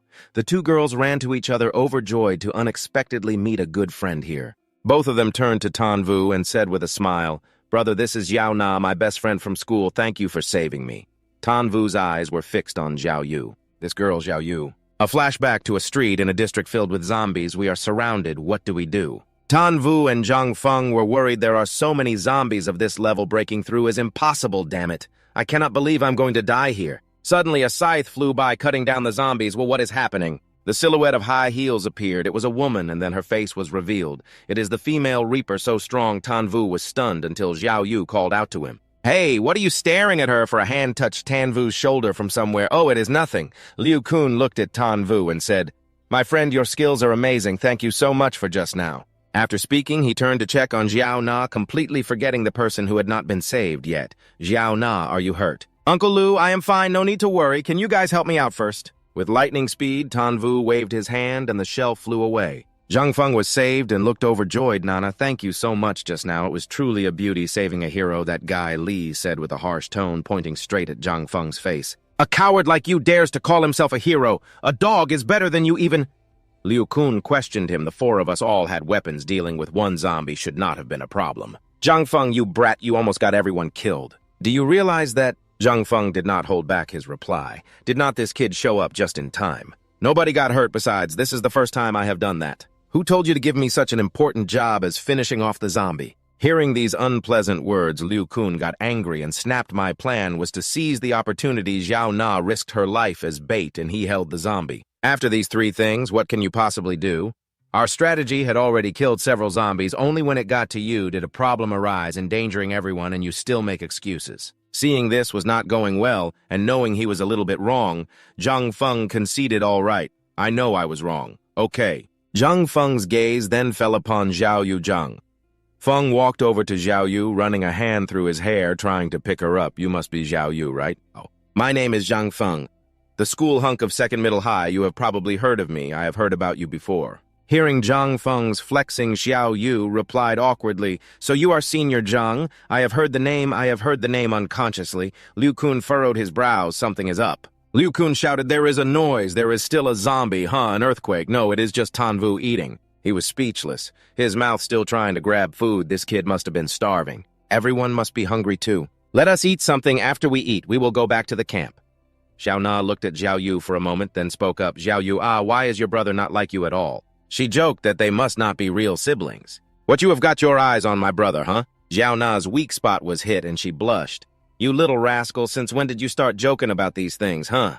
Liu Kun, wearing a backpack, led the way, followed by Zhao Na and Tan Vu. They moved stealthily through the streets to avoid making noise and attracting zombies after arriving in front of a large castle-like building. After they went inside the castle, Liu Kun announced to everyone, "We are back." Tan Vu walked in. He glanced around once then. His gaze stopped on the guy with a rooster comb hairstyle sitting next to an old lady. Tan Vu thought to himself, "This shelter is full of old people. The disabled, their combat power is too weak. No wonder a girl like Xiao Na has to go out to find food if this continues. It will be very difficult for these people to survive in the apocalypse." Xiao Na ran over, calling out Grandpa. She worriedly called out Grandpa, then immediately sat down, opened her backpack, took out a loaf of bread, and asked him, "You are hungry, right?" "We found a lot of food this time," he replied with a few weak, dry coughs. "Xiao Na, it is very dangerous outside. You must pay attention to your safety," Liu Kun spoke up. "Everyone must be hungry, right? Come and get your food. Do not push one by one."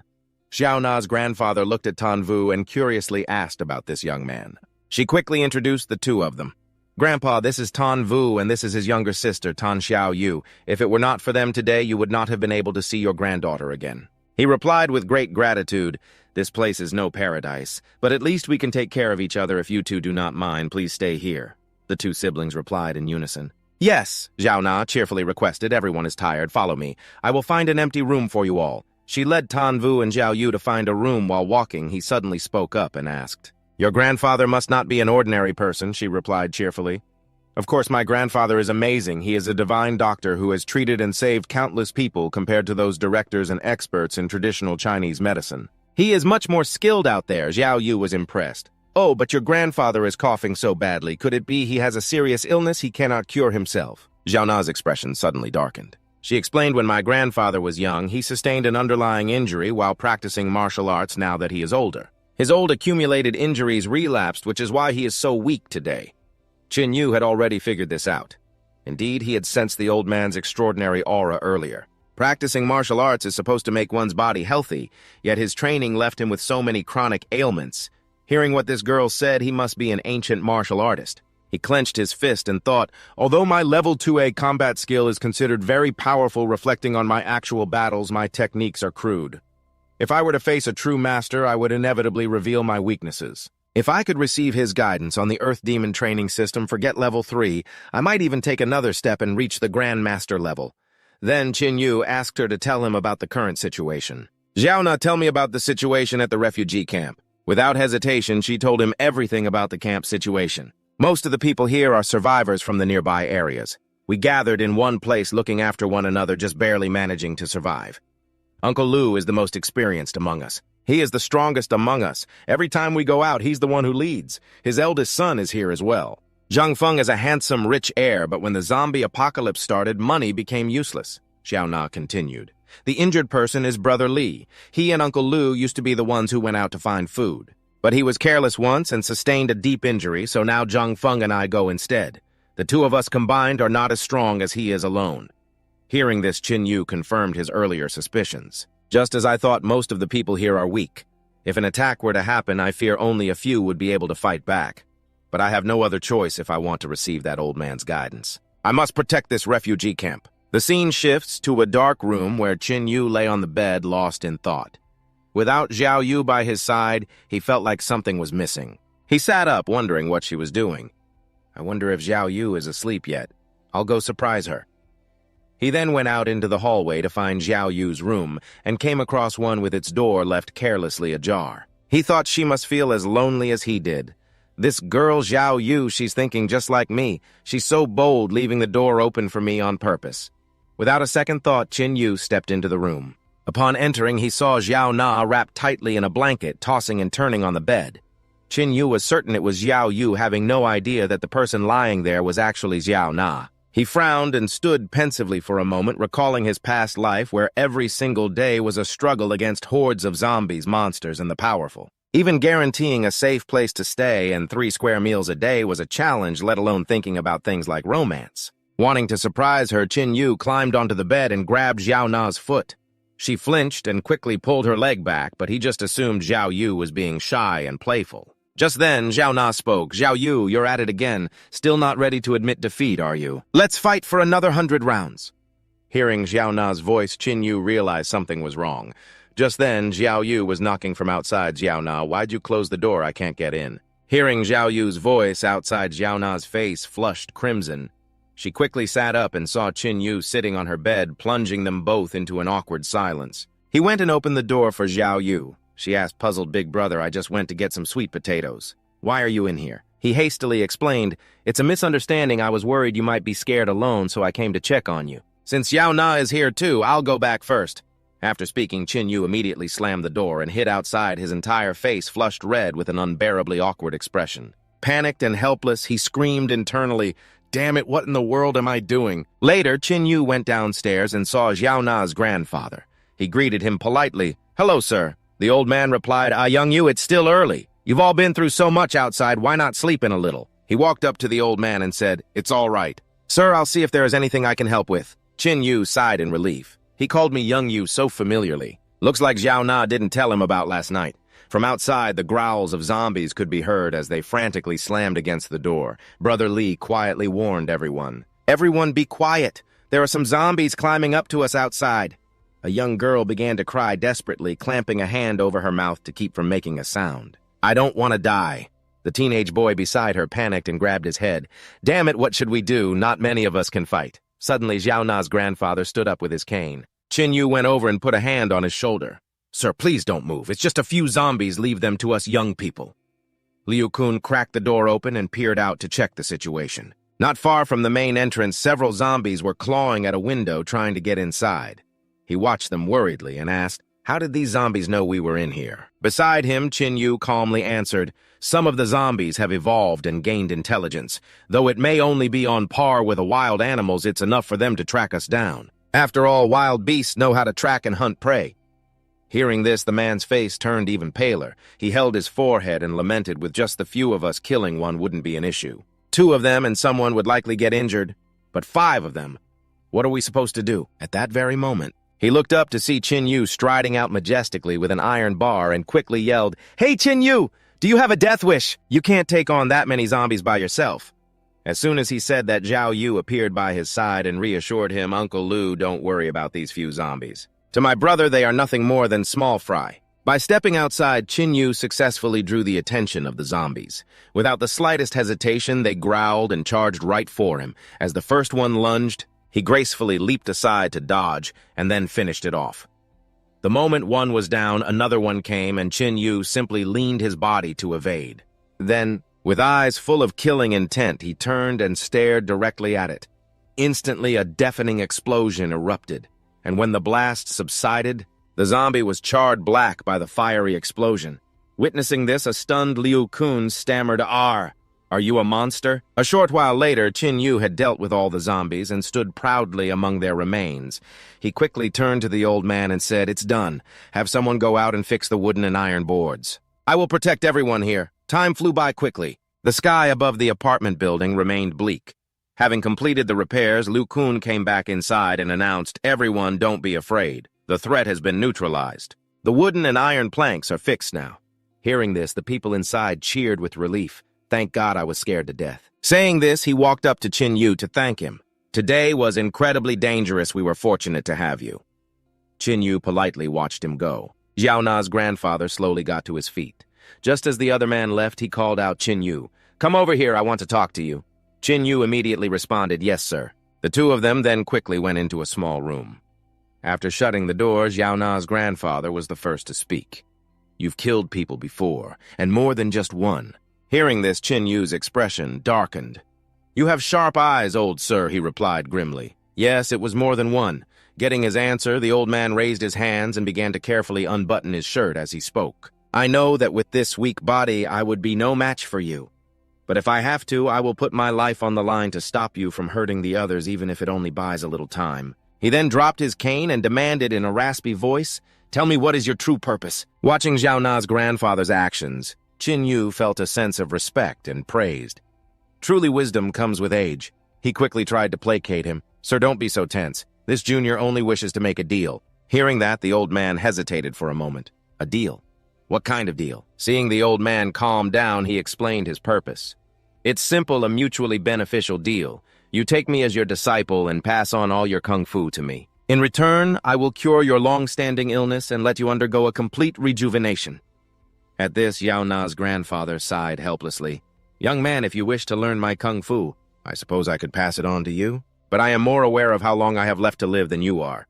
You have your ways with zombies, but can you bring the dead back to life? This old man has no need for you to help him rejuvenate? But if you can protect Tiu Na, for me taking you as my disciple is not out of the question. Just ignore what he says. Do you agree or not?" Instead, he slowly sat down, picked up the iron bar at his feet, and said, "Sir, having heard you say that, I can now be at ease." Saying that, he gripped the middle of the iron bar and squeezed, denting it. Seeing this, Xiao Na's grandfather exclaimed in utter shock, "That's strength." Without another word, Qin Yu threw the iron bar aside and continued, "Sir, I know a way to make you recover and even become as strong as me. You won't have to ask me to protect your granddaughter Xiao Na anymore." After receiving my assurance and witnessing my power, he agreed without hesitation. "Young man, I have always been a man of my word. If you can fulfill your promise, I will pass on my life's ultimate techniques to you." A while later, time flew by. In another well-furnished room, an enraged Zhang Feng pointed at Qin Yu and questioned loudly, "On what grounds do I only get one piece of bread while he who just arrived today gets 2 pieces? Liu Kun immediately spoke up to reprimand him. "What are you shouting for? You can't even finish 2 pieces. He has been protecting everyone for the past 2 days, so what is wrong with him eating a little more? On the contrary, you act like a young master all day. What is the point of eating so much to fatten yourself up for the zombies to eat?" Hearing these words, he became even angrier, jumping to his feet and shouting, "Uncle." Just then, Brother Li cut him off. "Hurry up and eat. It is good enough that you have a share to eat. You did that one thing and almost got me and Xiao Na killed. A young and able-bodied man like you.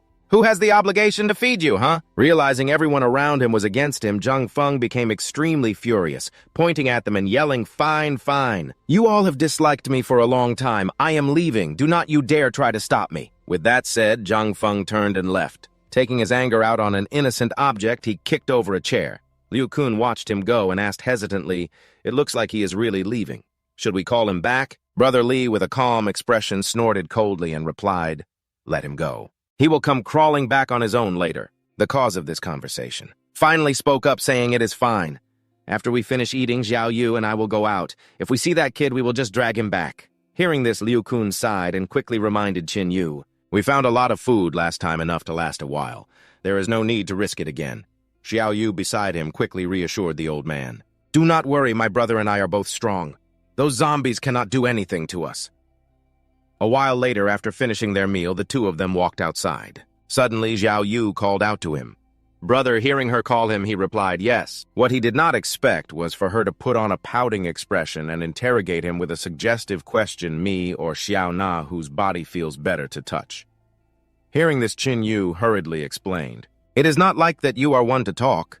Who knew you would sleep in the same bed with her right after meeting her?" Even so, Xiao Yu was still a little sulky. She turned her face away and warned, "I will let it slide this time. If I catch you cheating on me next time, I will not forgive you." Hearing such an improper word from her mouth, he was a bit dumbfounded and froze. Cheating. Where did you learn that word?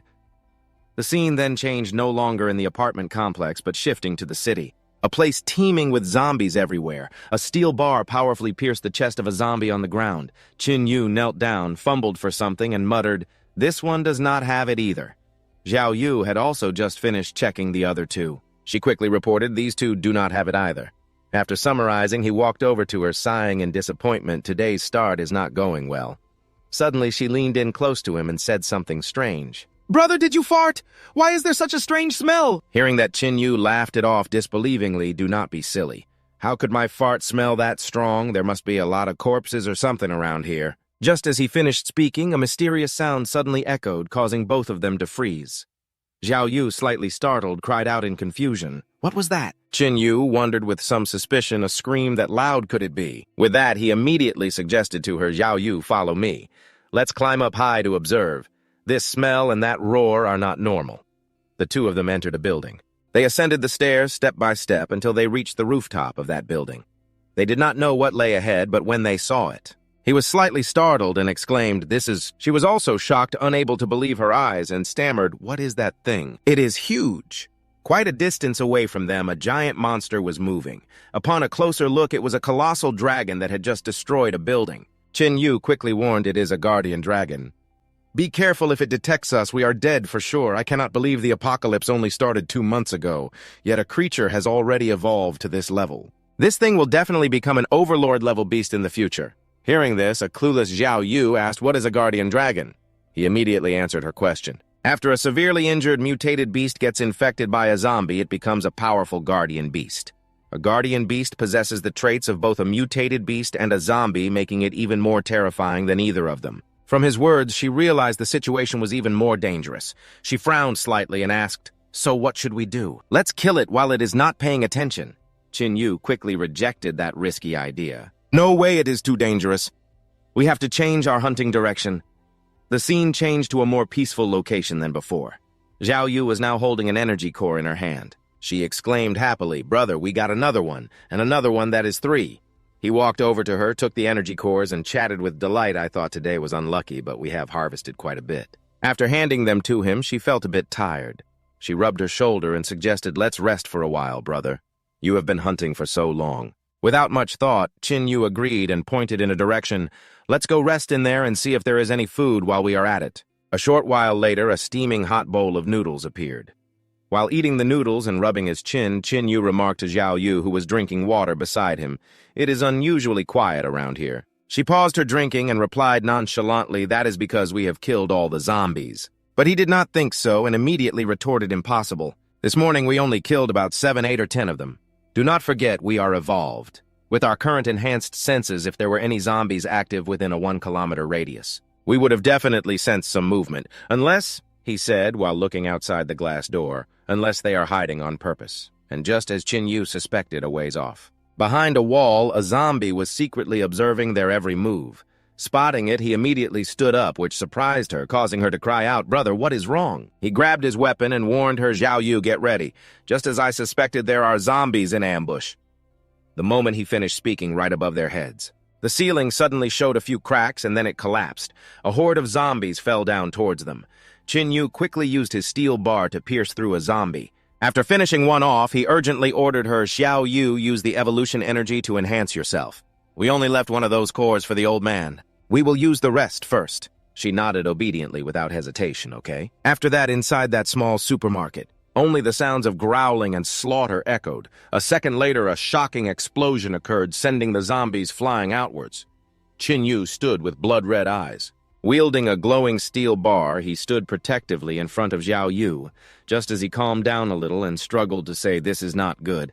A swarm of unusual black shadows rained down on them from the sky. He hurriedly fled from there with her. "Zhao Yuran, we have walked into an ambush." The two of them ran forward with all their might, with a flood-like horde of zombies chasing after them. At this moment, Zhao Yu asked quizzically, "Brother, are not zombies supposed to be stupid?" "How do they know tactics?" Chin Yu, also confused, replied, "I do not know either. Logically speaking, they should not possess this kind of intelligence." Unexpectedly, as they neared an intersection, another group of zombies rushed out to block their path. "Not good, we are surrounded." Thinking they were cornered, he cursed in frustration. "Damn it, we have no way out." Then Zhao Yu suddenly spotted an escape route, "Brother, there is a small alley over there." Immediately, the two of them dashed into that small alley. However, the zombies relentlessly gave chase. Suddenly, Chin Yu stopped moving. Seeing this, she called out in confusion, "Brother," but before she could say more, he continued, "Zhao Yu, the terrain here is narrow. Stand behind me, you will be safe. Enhance me. If these mongrels have intelligence and know how to cooperate, then I will have to see if they know." His face was filled with killing intent as he threatened what true terror is. Chin Yu suddenly roared while casting a spell as if to unleash all his fury. Then he immediately charged forward, ready to fight the zombies. Immediately, Chin Yu swung his arms, fighting continuously. However, they were not afraid and kept lunging and growling. Seeing this, he became even more fired up and challenged, "Come on." The moment he finished his sentence, a massive explosion erupted at the sight of Chin Yu's fierce battle. Right after the blast, he quickly struck a leader zombie. Although a considerable number had been eliminated, they stubbornly kept coming. This situation annoyed Chin Yu with their persistence. Is not it over yet? It seems if I do not deal with you, you will not stop. At that moment, Xiao Yu made a discovery and shouted loudly, "Brother, brother, look over there." On the tall building, she pointed to 3 zombies were observing intently. It only took him a glance to know. "I told you so. How can zombies have tactical abilities? It must be the work of those guys up there." Then Tuvu gave instructions as if he already had a plan. "Tuvu, you must stick close to me. We'll charge over there and settle the score with those 3. The zombies continued to swarm into the small alley where they were standing. Suddenly, a surge of power shattered the wall of the adjacent building. Both he and Tuvu were ready to execute the plan. At the same time, a big-headed zombie on the tall building was staring at them. The 2 of them quickly dashed off to shake the zombies off their tail. As soon as they reached the stairs, Tuvu told Tuvu to hurry up. "I will cut the staircase to see how they can possibly follow." He swung his arm and made a clean, decisive cut on the staircase. Just as Tuvu said, the lower part of the stairs exploded amidst the chaos of the zombies. The staircase was destroyed. Tuvu made a face as if to taunt them. In an instant, the enraged zombies roared and charged forward. Seeing their action, she immediately warned him, "Look quickly. These guys even know how to make a human ladder." Ignoring the zombies, he replied, "Don't mind them. We should deal with those 3. They'll just crumble like sand, nothing to worry about." Tuvu decisively threw the door open. It seemed the zombies had been waiting for him and Tuvu all this time. 2 zombies, one blue and one red, stood up ready to charge into battle. Seeing this, Tuvu quickly made a judgment. "Tuvu, be careful, if I'm not mistaken. The ability of the zombie in the middle is to control the others. The 2 beside it are also under its control." Then she asked curiously if that's the case. "Does that mean the zombies below are all cooperating because of its control?" After a moment of observation, he calmly confirmed, "That's right. It's controlling them, to be able to control so many zombies. I'm afraid this one's ability is even stronger than mine when I'm enhanced." Just as Tuvu finished speaking, the big-headed zombie pointed its finger and shouted as if giving a command.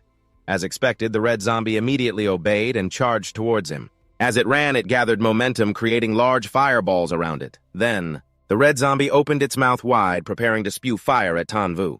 Seeing this situation, Tuvu immediately told him, "Use your fire to deal with it." His powerful flame clashed with its stream of fire. Suddenly, from within the flames, the blue zombie unexpectedly leaped out. It quickly swung its arm, viciously attacking Tuvu. The situation made her anxious, and she cried out, "Watch out!" Fortunately, a blast of icy power sent the blue zombie flying. It was Tuvu who wouldn't stand it anymore and took action. "Get away from him." After regaining his composure, Tuvu immediately went over to praise her well-done Tuvu.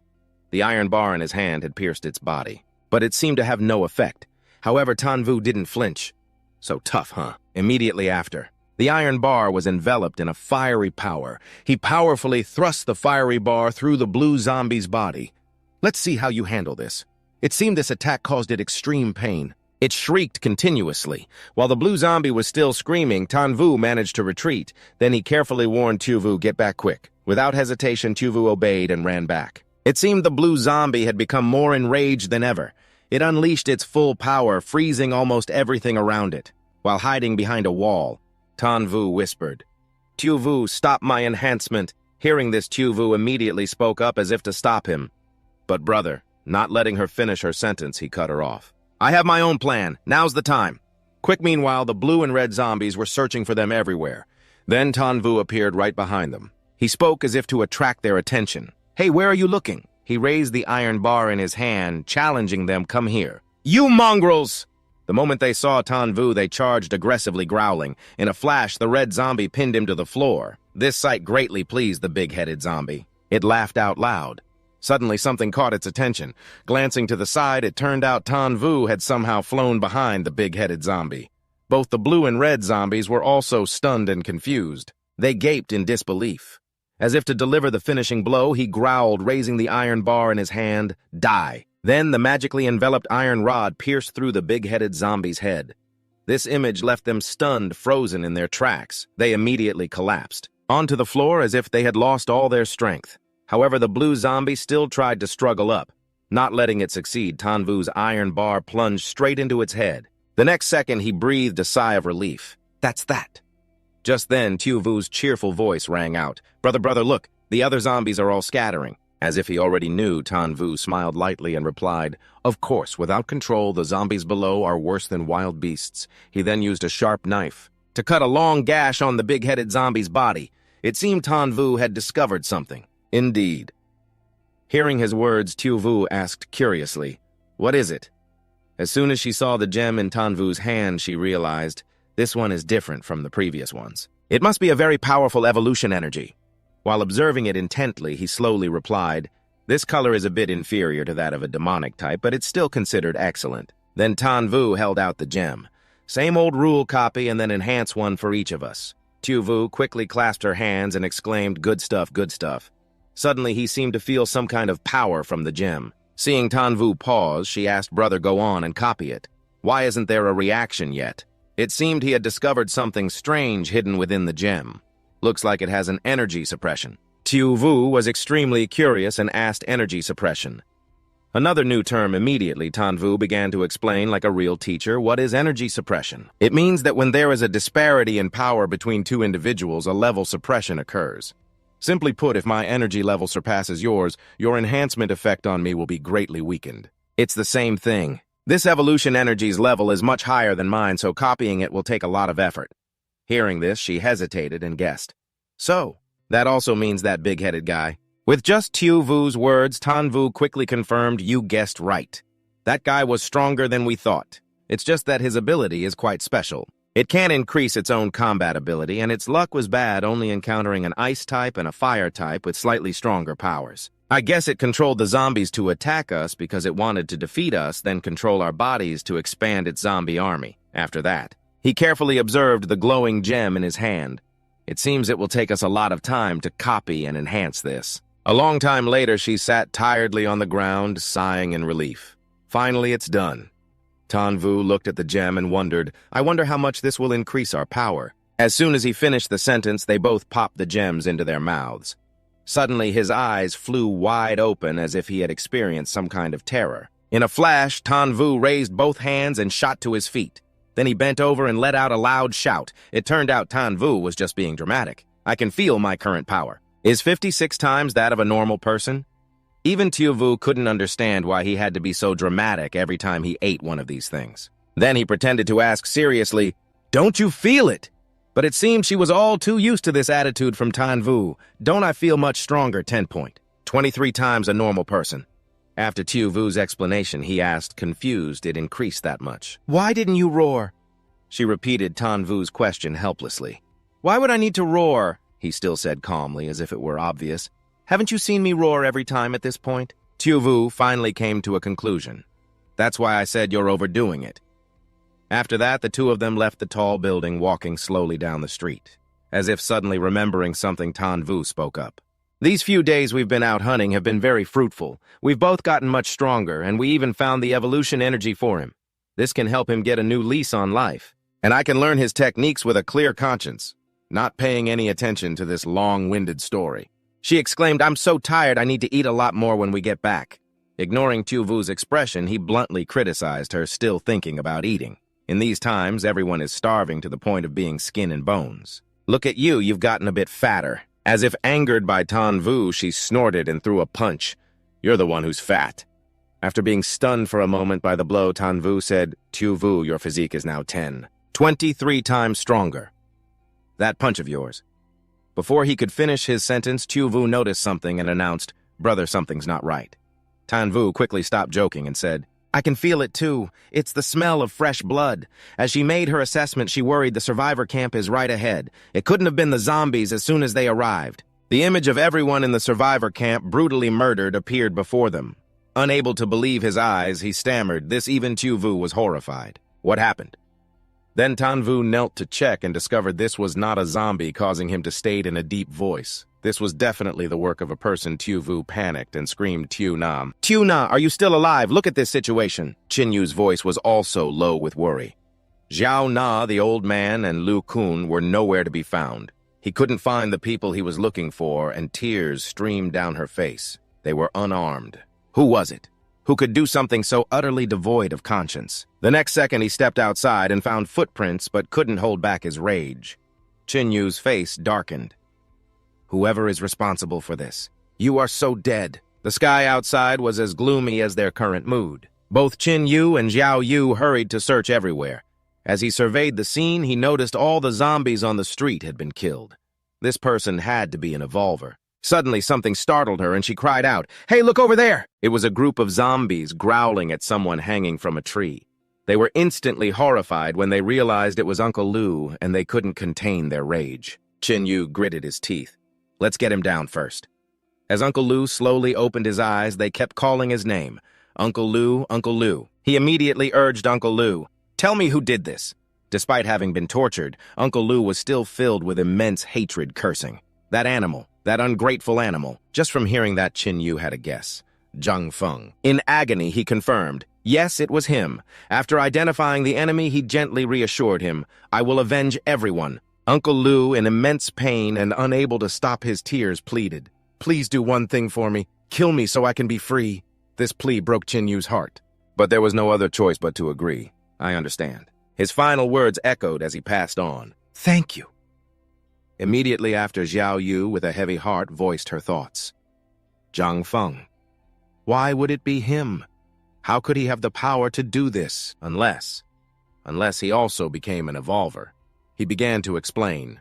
Zhang Feng either had the strength to attack zombies, or he found someone to team up with. Someone who helped him get the energy to evolve, or he awakened as an evolver on his own.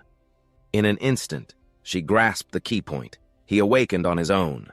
Though furious, Chin Yu continued. I think that's the more likely scenario.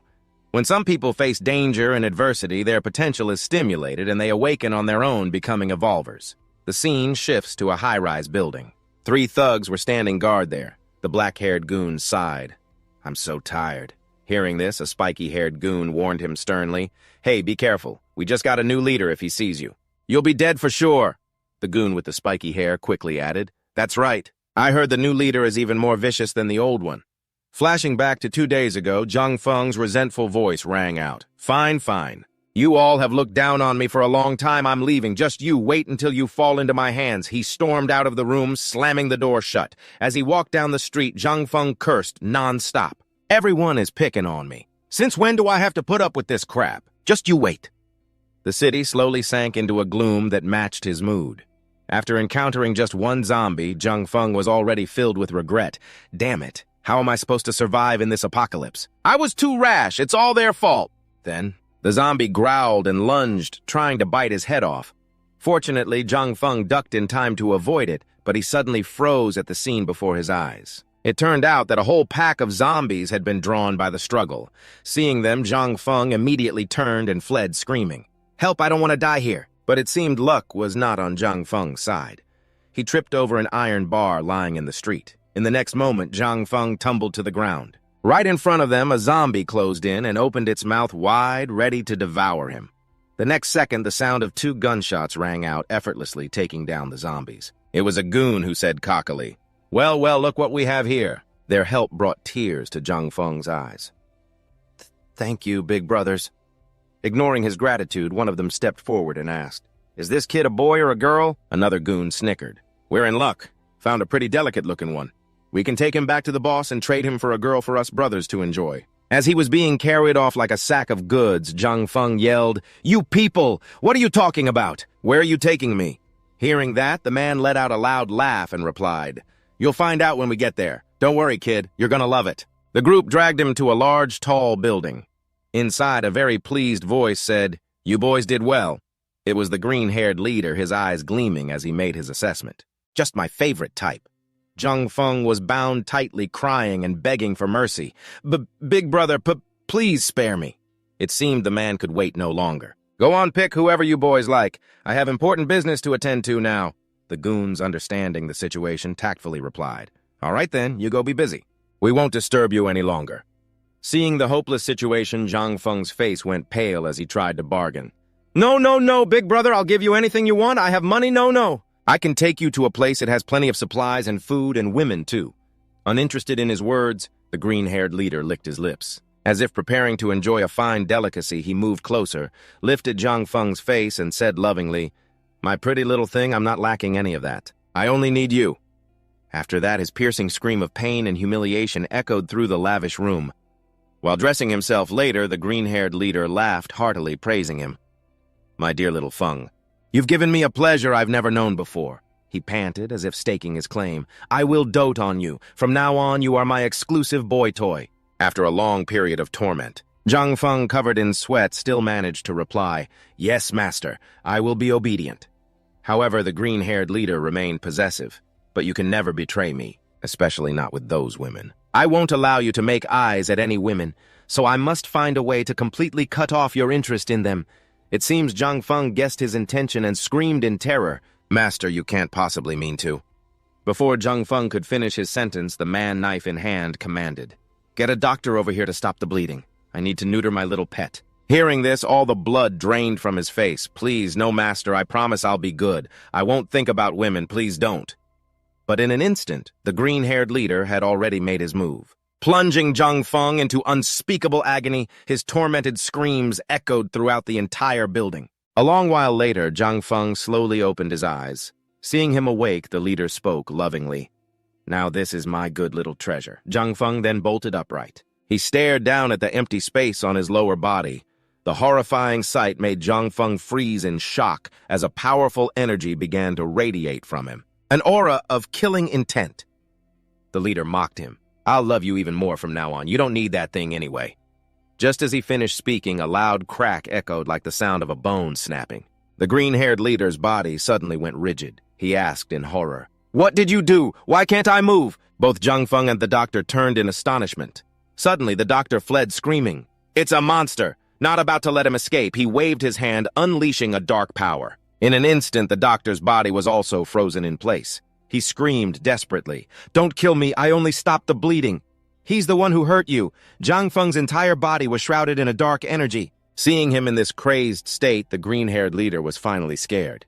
You, what are you trying to do? I'm your master. Stay away from me. Trembling sounds of fear filled the room. Stop, help somebody. Please, sir, don't meanwhile outside the building. The moon was already high in the sky, and the night had turned pitch black. Zhang Feng had captured Xiao Na and her grandfather.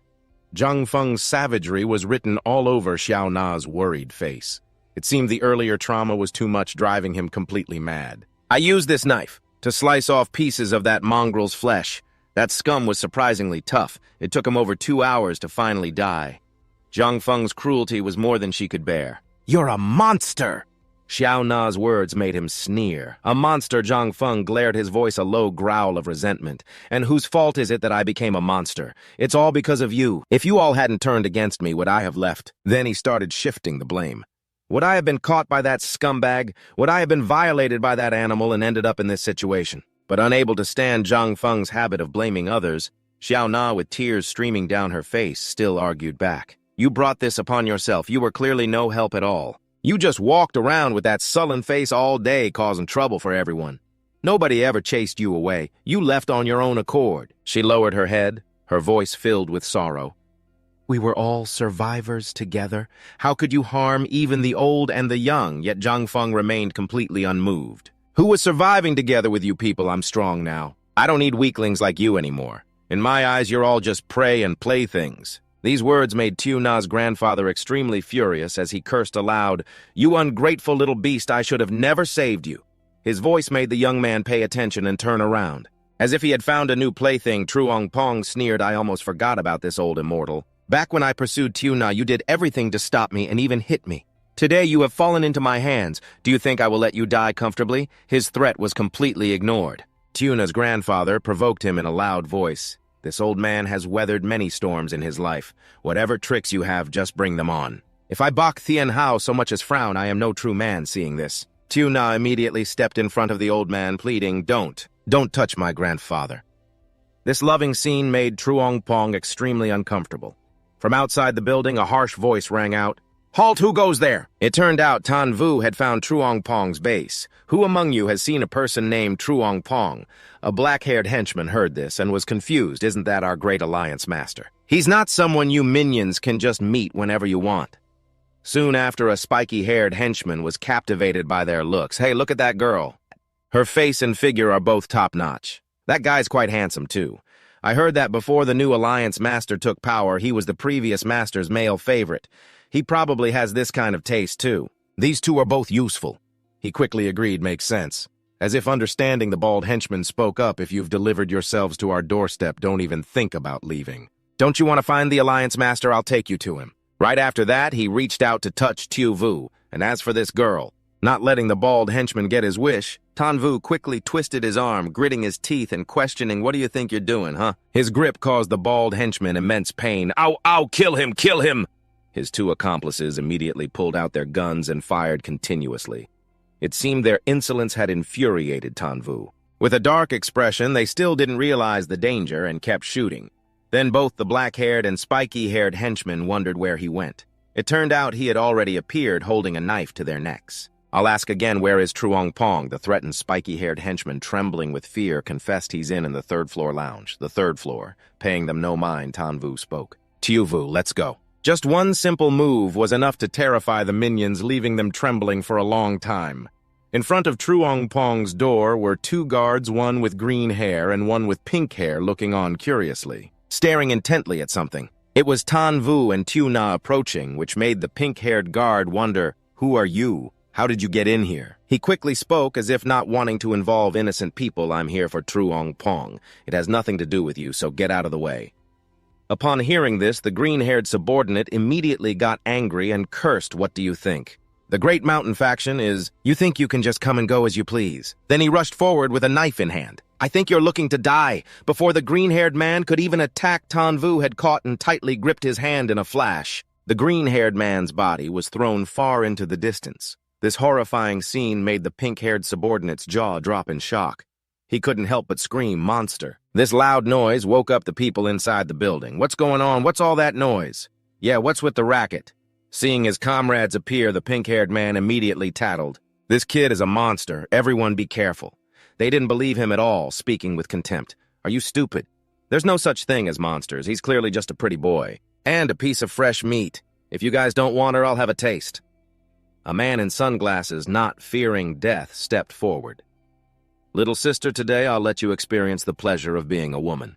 Their stupidity disgusted Tuvu so much he didn't even bother to speak. With just one hand, he slammed the man's head hard against the wall. The moment they saw Tuvu's terrifying strength, they were in disbelief. "Damn, is this kid trying to ambush us? Let's get together and take care of this bastard." Meanwhile, inside Truong Pong's room, Tuna's panicked screams rang out. Grandpa." He was gloating. "See that this is your end." Ignoring Truong Pong, she couldn't hold back her anguished cries. Grandpa, right after that. He held out his hand to cast a spell. "Next, it's your turn." Truong Pong's power spread across his palm, preparing to strike Tuna in the next second. She clutched her body as if enduring some kind of pain. Suddenly, continuous loud banging sounds came from outside the door. What's going on? Fortunately, Tuvu and Tuvu broke down the door just in time. Seeing them appear, he broke into a nervous sweat. "It's you. How did you get in here?" As soon as she entered, Tuvu was horrified by the sight before her. She cried out loudly upon seeing Tuna entangled in vines. Tuna, after a closer look, Tuvu quickly told him, "Do you see that? Those sharp thorns and tentacles?" Tuvu immediately replied, "I see it. This is a calamity-type power system." Meanwhile, Truong Pong was aggressively summoning his magic. He calmly listed imprisonment pain. Then Tuvu continued to explain the abilities gained after awakening and evolving are divided into several types. My flame ability belongs to the natural system. The type of ability this guy has looks very evil. Most of them belong to the calamity system, whereas your enhancement ability and my copy ability belong to the arcane system. Just as he finished his sentence, Tuna cried out, Tuvu, he killed my grandfather." This information shocked him, and he asked again what Truong Pong arrogantly gave an order. "You smelly brat, who do you think you're glaring at, huh? I'll give you a chance. Kneel and beg for mercy or else." The next second, he put on an arrogant air, threatening in a loud voice, "I'll let you feel the torment of hell." Gloomy, sharp thorns shot straight towards Tuvu. Seeing this, Tuvu shouted worriedly, "Be careful, get out of the way." Unfortunately, he couldn't dodge in time and was struck by the sharp thorns. At the same time, Truong Pong smirked with satisfaction and contempt. Scared stiff, can't even move to escape. Before he could finish speaking, Tanvu's eyes flashed with a murderous aura. His attitude quickly alarmed Truong Pong. How are you completely fine? Then he suddenly laughed loudly as if to reassure himself. I know you must be pretending not to be in pain, right? I've seen right through you. Not letting Truong Pong smile for long, Tanvu gripped the iron bar in his hand. Seeing this, his face darkened and he stammered, You bastard. As the iron bar was gradually enveloped in magic, Truong Pong was terrified. Stay back, don't come over here. Suddenly, a sound of agreement came from behind him. Hearing this, Truong Pong immediately glanced back. It seemed he was utterly horrified to see Tiu Na gradually changing. Then, with his face covered in sweat, Truong Pong hesitated. Tiu Na, how could you too? However, everything was still within Tanvu's expectations, indeed, as he carefully observed her gloomy figure. He had just confirmed that she was the death goddess. Tiu Na's eyes showed extreme fury. Leave this animal to me. Tanvu answered without a moment's hesitation, all right. At that moment, Tuvu was still worried about Tiu Na. The scene flashes back to the past as desperate voices cried out, We're surrounded, what do we do? There are so many high-level zombies, breaking through the siege is impossible. Tanvu thought to himself, the first time I met the death goddess, I was still a novice. Voices of admiration kept appearing. That's the death goddess, she's so strong, he recalled the image from the past. Tanvu continued his train of thought. She has monstrous combat power, killing hundreds of zombies as easily as flipping her hand. He continued to muse, moreover, she also holds the title of Death's Advent. She possesses the strongest calamity-type ability. An image of the death goddess looking bored and melancholic appeared. Solved in a flash, again so boring. Tanvu continued to narrate her strength, her might shook the world. Whether human zombie mutated beast or other races, no one who ever fought her survived. Afterwards, Xiao He next to the death goddess spoke up, so where should we go play next? As he reminisced, Tanvu hesitated in his thoughts. She comes and goes alone, her actions are hard to predict. She acts on a whim and has never shown malice or goodwill towards anyone. Unless the opponent is foolish enough to anger her. Returning to the present, Tiu Na had awakened the power of the death goddess. She said in a low voice, You used to always cling to me, and although I found it annoying, I never found you detestable. In this world, your family was gone, and it was everyone who took you in and protected you.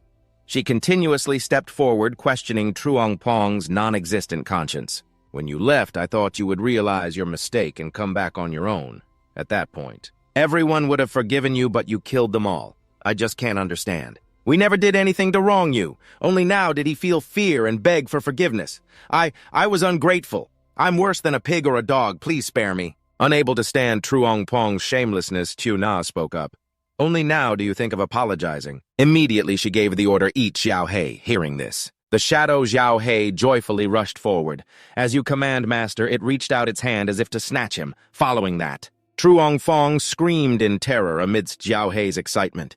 In an instant, it had sucked out his rotten soul.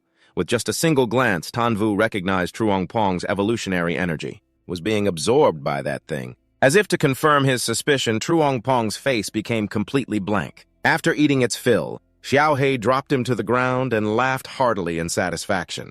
It praised cheerfully that was truly refreshing. Seeing this scene, Tanvu made a deduction. It's gotten stronger, and it has the aura of imprisonment and suffering. Could it be that when this thing absorbs someone, it also acquires their abilities? Then Xiao He flew back to Tiu Na and said, Master, I'm done eating. That was delicious. However, Tuvu wasn't happy at all.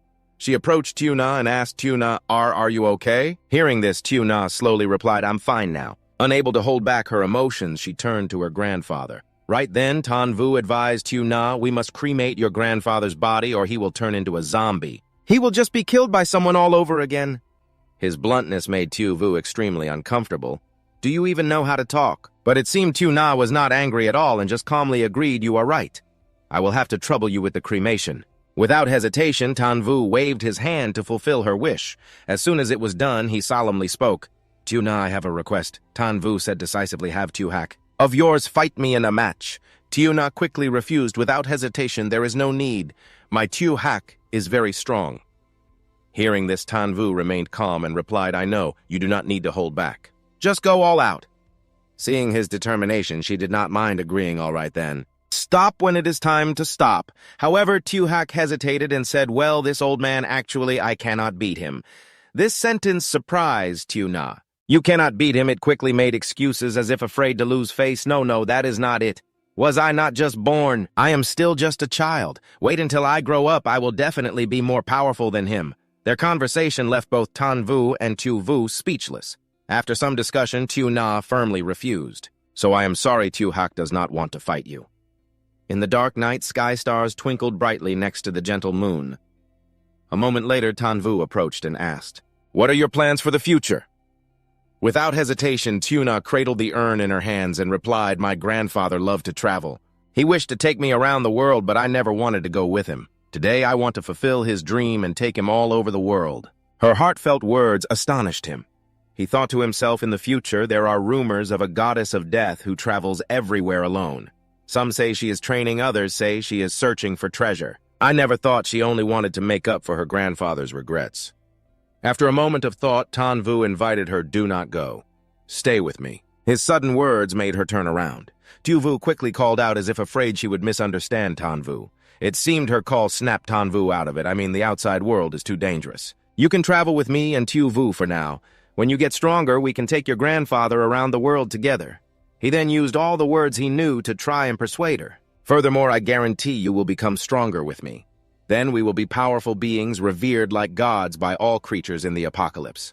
Tuvu also pleaded that, "Is right, Tuna, please stay my brother and I will protect you." Even Tuhak chimed in, "Though I am still a kid, I have more than enough power to protect my boss." Despite their pleading, Tuna remained firm. "I really do not want to get involved with anyone else. I just want to be alone. I am sorry." Just as she turned to walk away, Tuvu made another attempt. "You are really just going to leave like that? After all, I have saved you 2 times. Are you just going to leave like this?" Hearing this, Tuna stopped in her tracks. But fearing it would upset her, Tuvu immediately tried to stop him. "Hey, let it go. Tuna is my friend. Tuna, however, remain resolute. I will remember the debt I owe you. I will repay you in the future, but right now I just want to be alone." The sky outside the tall building grew darker. A long while later, a long sigh escaped from Tuvu. Seeing this, Tuvu quickly mimicked his anxious tone from before. "Do not go, stay with me. I will protect you." She spoke up, teasing him. "What is wrong? A pretty girl slipped through your fingers. Are you feeling upset?" Despite that, Tuvu just looked blank and confused. "You're making fun of me again. I was looking at her ability. Her power is definitely S rank, perhaps even several times stronger than S rank. If she became our ally, our strength would increase significantly." Already used to his cluelessness about romance, Tuvu was exasperated. I get it. You want to be the king of the apocalypse, defeat emperors, battle through the heavens, seize the throne, and become an immortal."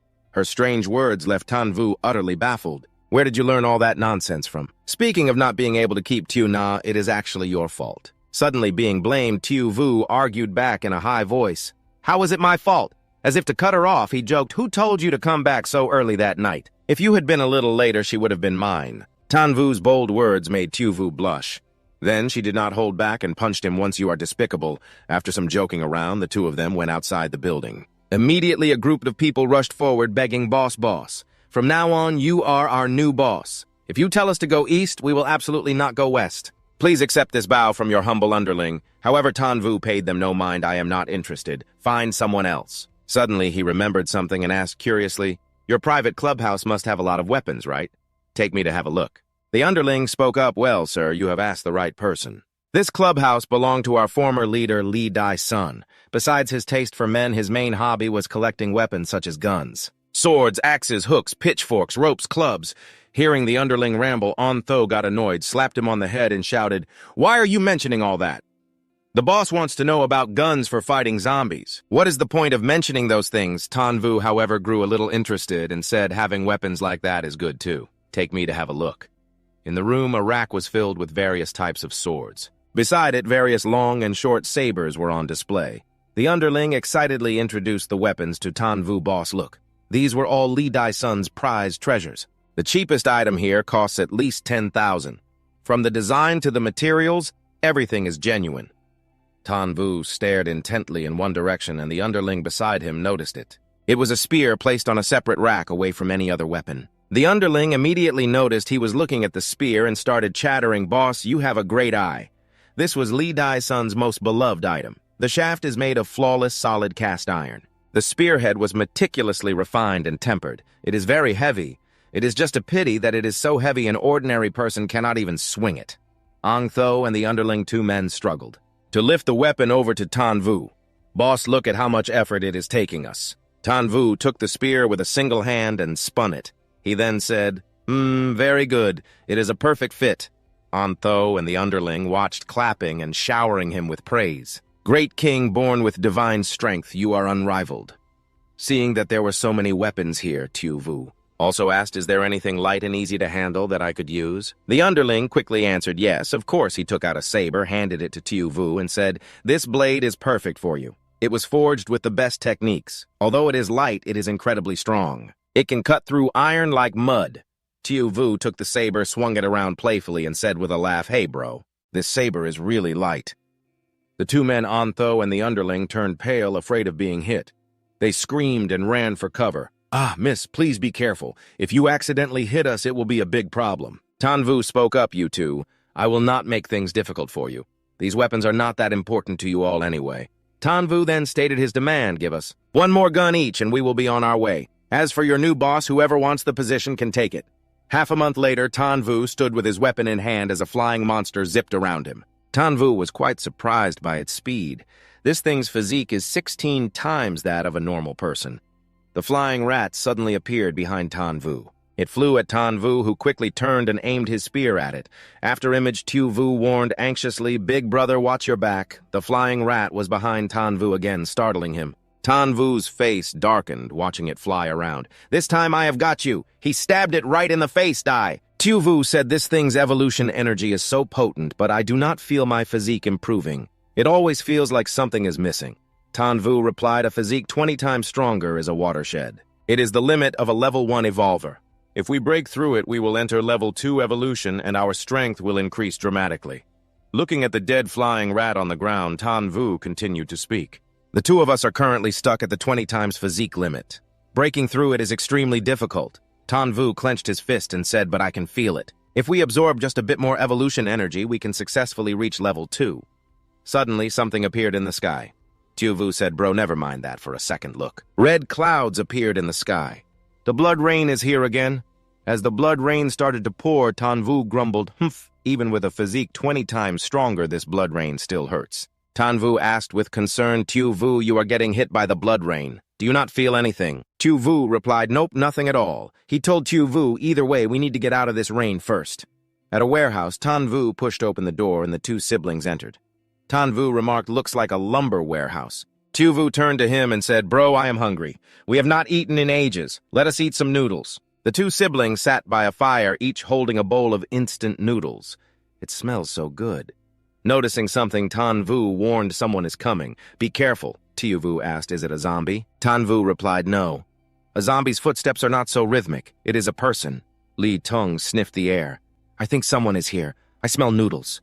Li Tong pointed a gun at Tuvu's head. Ha, I knew someone was here. Tuvu calmly kept eating his noodles and said, do not point that gun at me. I will only say this one time. Seeing the tension, Lao La quickly spoke in a gentle tone, sorry about this, brother. We didn't realize someone was inside. We apologize for the intrusion. Hope you don't mind us taking shelter from the rain here. Tuvu replied, okay. Li Tong was just waiting for that to get angry. You talking to me, kid. Where are your manners? Want me to teach you a lesson? Lao La spoke up to stop Li Tong, don't cause trouble, quiet down. Tuvu turned to ask him, are they all evolved people? Tuvu also spoke up to explain, yes, all 4 of them are evolved people, but they're very low level. They probably haven't been evolved for long.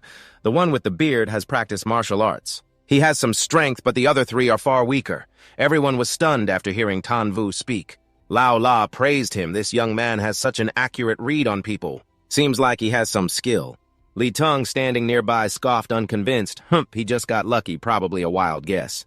As everyone was eating and minding their own business, a sudden noise made Tuvu look up towards the door. Creak! A stranger appeared, smirking mockingly. Everyone looked on, confused. Pong pushed the door open, leaned against the frame, and pretentiously recited, whistling and chanting, I walk at my own pace, a bamboo staff and straw shoes are better than a swift horse. A straw coat in the misty rain, I live as I please. How is everyone doing? Pong spoke in a flippant tone. I am but a humble passerby who saw this bright and spacious place, and wished to take shelter from the rain. I hope you'll allow it. Li Teng, disgusted by Fong's tone, yelled, Stop posturing with me. You're not welcome here, go find somewhere else. Hearing this, Pong also lost his patience and grew angry. Humph, if you're going to be so unreasonable. Then don't blame me for being impolite. Li Teng gripped his gun, his brow furrowed, rendered speechless. Seeing this, Tuvu glanced at Tuvu and gently reminded her, if a fight breaks out, be careful and protect yourself.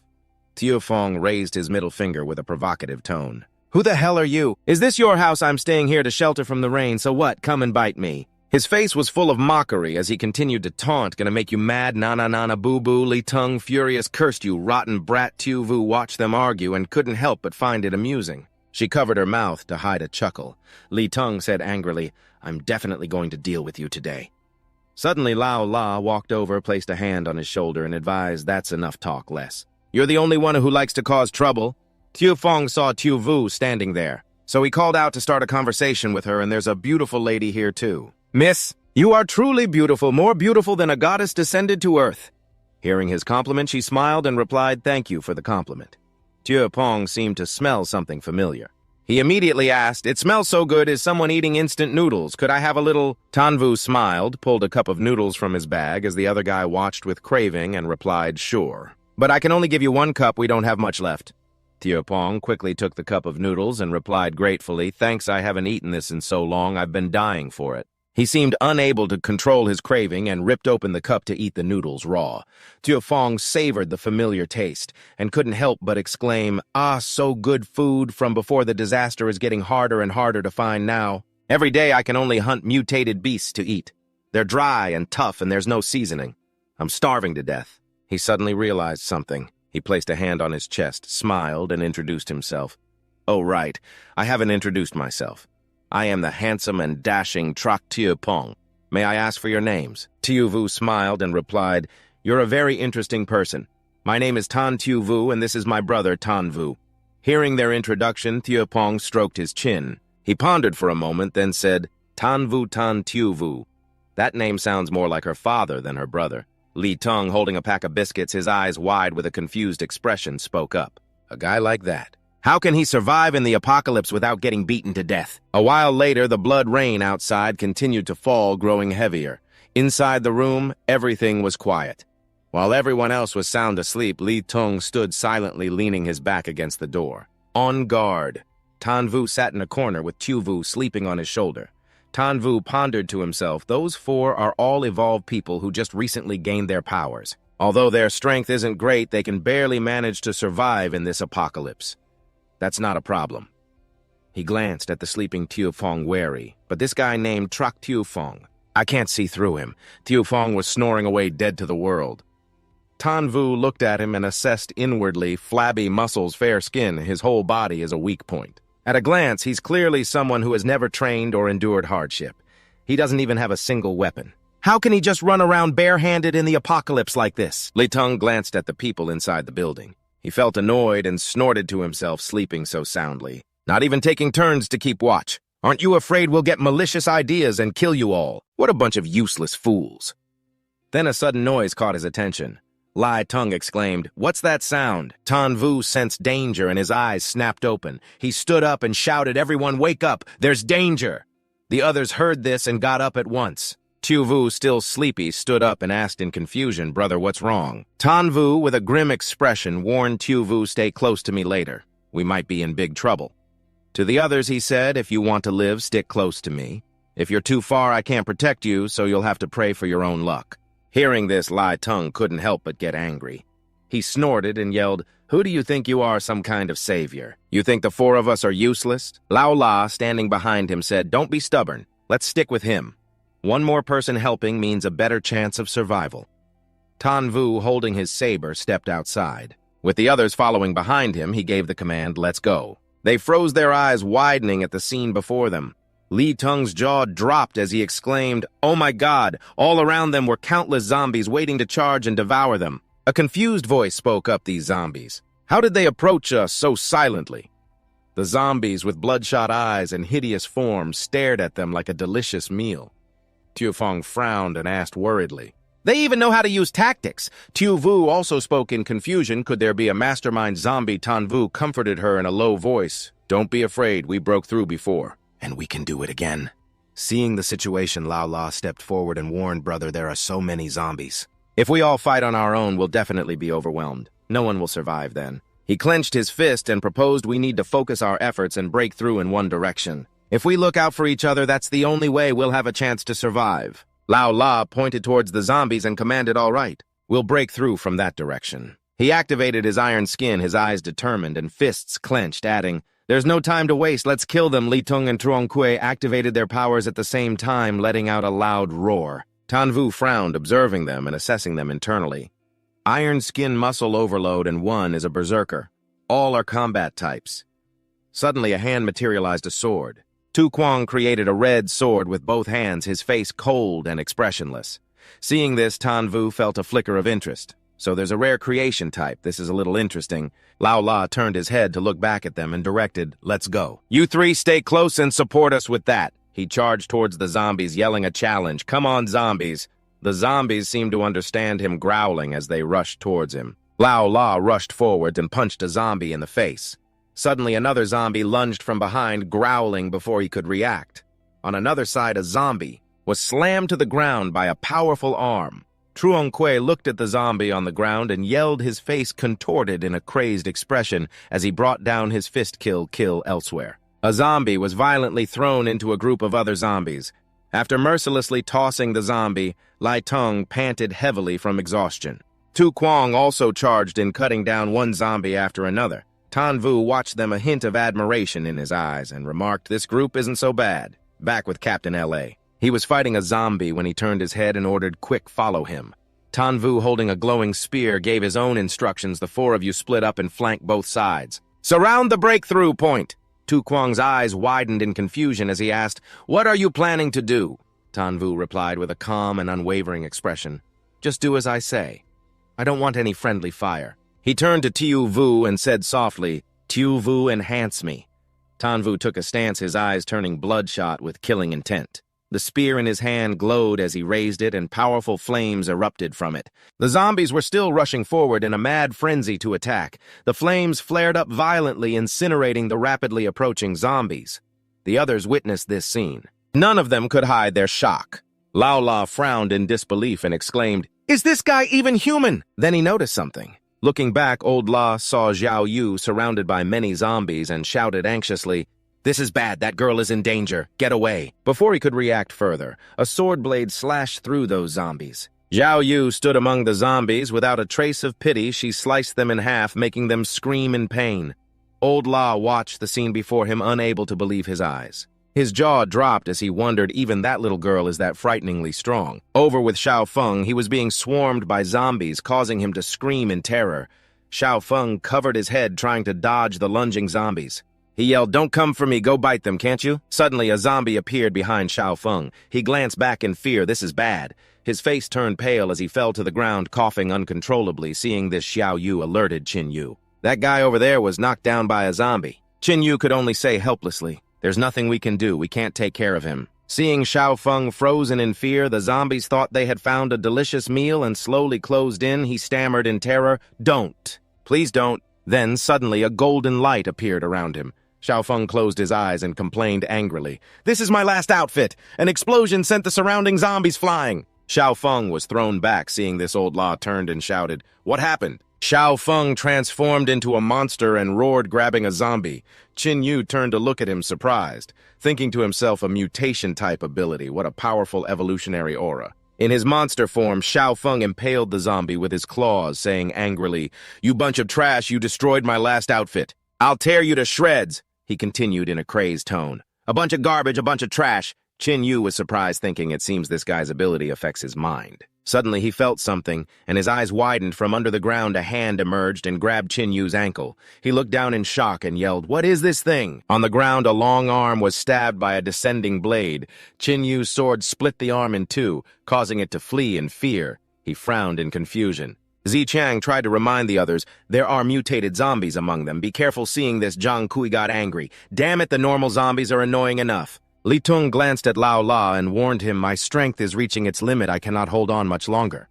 Over at Tanvu's position, a snake suddenly lunged in a surprise attack before it could even make its move. He raised his sword and split the snake in two. Qin Yu's face darkened as he said in annoyance, how troublesome a mutated female zombie stood before him. He wondered in confusion, why is another mutated zombie here? The zombie used the snakes on its body, directing them to lunge at him. Qin Yu gripped his sword and prepared to move. And he charged towards her. Qin Yu rushed forward and slashed at her, obtaining an evolution energy orb. He brought the orb to his mouth and spoke. "I can't worry about so much right now. I'll go first. As long as I successfully evolve into a level 2 evolver, it will be easier to deal with these zombies." Zhang Kui slumped slightly. A zombie lay defeated in front of him. He was exhausted, sweating and panting when suddenly another zombie lunged and bit his arm. Zhang Kui swung his arm, knocking the zombie down and yelling, "Get off!" From beneath his feet, a shadow appeared. The red-eyed shadow roared and pounced on Zhang Kui. The surprise left him wide-eyed with no time to react. It pushed him down, and then other zombies swarmed in, one after another. Tears streamed down Zhang Kui's terrified face. As he screamed, Old La nearby heard the blood-curdling cry. He immediately turned his head and worriedly called his name. Zhang Kui. A zombie saw this and took the opportunity to bite Old La's arm, but unfortunately it only ended up breaking a few of its teeth. Seeing this, he threw a punch at that zombie. It sent the zombie flying like a sandbag, its remaining teeth breaking off as well. Old La frowned at the bite mark on his arm with a bad feeling. He said, "I'm not going to be okay for much longer either." Zichang, panting and sweating, replied with dazed eyes, "Old La, I can't hold on much longer." Li Tong asked with a tired and hopeless expression, "Are we going to die here today?" Over where Xiao Yu was, she was still fighting hard to cut down the zombies. She saw their situation. With a worried expression, she informed Qin Yu, "Hey, those guys are about to be overwhelmed." Qin Yu turned his head and reminded her, "Xiao Yu, don't get distracted. Worry about yourself first." He frowned, thinking to himself, is this still not over? Have all the nearby zombies gathered here? Xiao Feng laughed maniacally, using his sharp claws to kill the zombies, saying with contempt, "A bunch of trash, die, die, all of you, just die." Qin Yu watched Xiao Feng mercilessly venting his rage on the zombies, assessing him inwardly. What's with this guy when he's in this form? His current physical strength is already over 15 times normal, and it's still growing. Could it be that his physique gets stronger with the intensity of the battle? He looked at Xiao Feng with great interest, thinking, this guy is very likely an evolver with a top-tier ability. I could recruit him as a teammate. Suddenly, a roar echoed. It caused all of them to be affected by the roar. With a vigilant expression, they glanced around. Xiao Yu asked in confusion, "What was that?" From where she stood, she looked up at a building where a dark figure was standing imposingly in a gaping hole. On top of that building, a terrifying level 2 zombie looked down at the group below it, stepped out into the air, and the zombie went into a free fall. That's right, the level 2 zombie landed on the ground without a single scratch. Qin Yu looked at the zombie in front of him and frowned warily. He warned Xiao Yu, who was standing beside him. "Xiao Yu, stay away from it. This one is not something we can deal with easily. This is a level 2 zombie," he grimly calculated in his mind. "Even if I'm enhanced by Xiao Yu, the best outcome would be mutual destruction. If I want to defeat it completely, I can't do it right now." When Xiao Feng saw the level 2 zombie, his face lit up with joyful surprise. As he asked a giant. Seeing it, he got excited and prepared to charge. The other zombies were also sent flying by Xiao Feng as he laughed and said, "Finally, someone who knows how to fight has appeared." Qin Yu saw him charging recklessly and quickly tried to stop him. "Wait, you're no match for it." Xiao Feng didn't listen and rushed towards the level 2 zombie. He raised his fist, preparing to strike, but the level 2 zombie quickly grabbed Xiao Feng's neck and squeezed tightly. Xiao Feng felt a surge of power flowing into him. He yelled, his eyes glowing, and swung his claws at it, saying provocatively, "Taste my claws!" The level 2 zombie cried out in pain, clutching its face and letting go of Xiao Feng's neck. His face showed utter astonishment. Feeling a surge of power, he exclaimed in surprise, "This overwhelming feeling of power, I've never felt anything like this before. What's happening?" Xiao Feng glanced at them and thought, could it be them? Xiao Yu was focusing on strengthening Xiao Feng's chin. Yu stood beside her, encouraging her. "Good job, Xiao Yu." Xiao Feng stood defiantly before the level 2 zombie. In a taunting voice, he said, "Come on, big guy. This master is many times stronger than before. I'm not kidding." It walked up to Xiao Feng. The level 2 zombie swung its arm down at where he stood. Fortunately, with his newfound incredible speed, Xiao Feng managed to dodge it and then suddenly appeared behind the monster, landing a punch right in the middle of its back. He gritted his teeth, his expression a mix of surprise and annoyance. Its skin is as hard as rock. The level 2 zombie counterattacked by landing a straight punch to his stomach with an excruciating jolt of pain. Xiao Feng was sent flying, glaring at it angrily. Over at Qin Yu's position, he worriedly asked Xiao Yu, "I need to replicate myself. Can you hold on?" Xiao Yu still focused on strengthening Xiao. Feng nodded slightly, hearing that he felt a bit relieved, and replicated himself, giving the command replicate. He thought to himself, "This kid, Xiao Yu. You two must hold on." A zombie was cut down by a sword, crying out in pain. After killing the zombie, Qin Yu smiled at the evolution energy orb. He thought, "Great, I've got evolution energy." A replica of Qin Yu was squatting, taking out an energy orb, thinking, "There's hope over there too. This can help me evolve smoothly." Qin Yu held 2 energy orbs and walked towards Xiao Yu, asking gently, "Xiao Yu, can you still enhance these?" Xiao Yu tiredly reached out and took the 2 evolution energy orbs, replying, "Leave it to me." Qin Yu clenched the energy orb in his hand and continued, "Then leave the rest to me." Then he replicated the energy orbs into 4, giving the command replicate. Xiao Yu, tired and panting, managed to say, "Word by word, brother, I'm not doing well." On the other side, Xiao Feng felt the flow of power disappear. He turned his head and looked around in bewilderment, asking, "What's going on? That power is gone." Then, suddenly, the level 2 zombie reached out and grabbed Xiao Feng's head, causing him to panic. It looked mercilessly at Xiao Feng, its hand gripping his head and squeezing hard, causing blood to splatter everywhere. Qin Yu shouted in horror. Xiao Feng's Xiao Yu clutched her chest and screamed in pain. Hearing her scream, Qin Yu turned his head, his voice filled with worry. "Xiao Yu." She sat on the ground, exhausted and panting. Seeing the situation become tense, Qin Yu swallowed all 4 energy orbs, cursing angrily. "Damn it!" he shouted, feeling a powerful surge of energy as the horde of zombies slowly approached where Xiao Yu was sitting. She was terrified and worried. Qin Yu raised his hand, a white light appearing in his palm as he commanded, "Burn them all." A massive white light erupted from his hand. It incinerated the approaching zombies. The horde was annihilated by that white light, and they roared in pain and fear as they were destroyed. Qin Yu squatted down, helped Xiao Yu, and held out an energy orb to her, urging Xiao Yu, "Snap out of it. Quickly eat these evolutionary energy sources." She looked at Qin Yu gratefully. Suddenly, the roar of a level 2 zombie drew their attention. It was holding Xiao Feng's body high in the air like a trophy. The zombie let out a terrifying roar with a savage smile on its face. Seeing this, Xiao Yu was overcome with grief and guilt, her choked sobs echoing brother him. "Xiao Feng, I'm the one who got him killed." Qin Yu looked at her, his voice comforting. "How could this be your fault? You did your best and even risked your own life. This wasn't something you could control." He stood up, his expression darkening as he gripped his spear tightly, instructing her, "Xiao Yu, listen to me. The physical strength gained from consuming a large amount of evolutionary energy is very limited. Don't use your hardening ability on me anymore. Just protect yourself." He looked towards the level 2 zombie to draw its attention, and Qin Yu continued, "As for this piece of trash." He stood proudly, his tone menacing. "You killed someone I was about to recruit as a teammate. Prepare to pay with your life." But the level 2 zombie seemed to ignore his threat, merely roaring provocatively at Qin Yu. The level 2 zombie appeared burly and 2 to 3 times the size of a normal person. Accompanied by its zombie minions, Qin Yu retreated slightly on high alert against this horde. These zombies are smart enough to preserve their strength and avoid sacrifice. The one controlling them is no simple foe.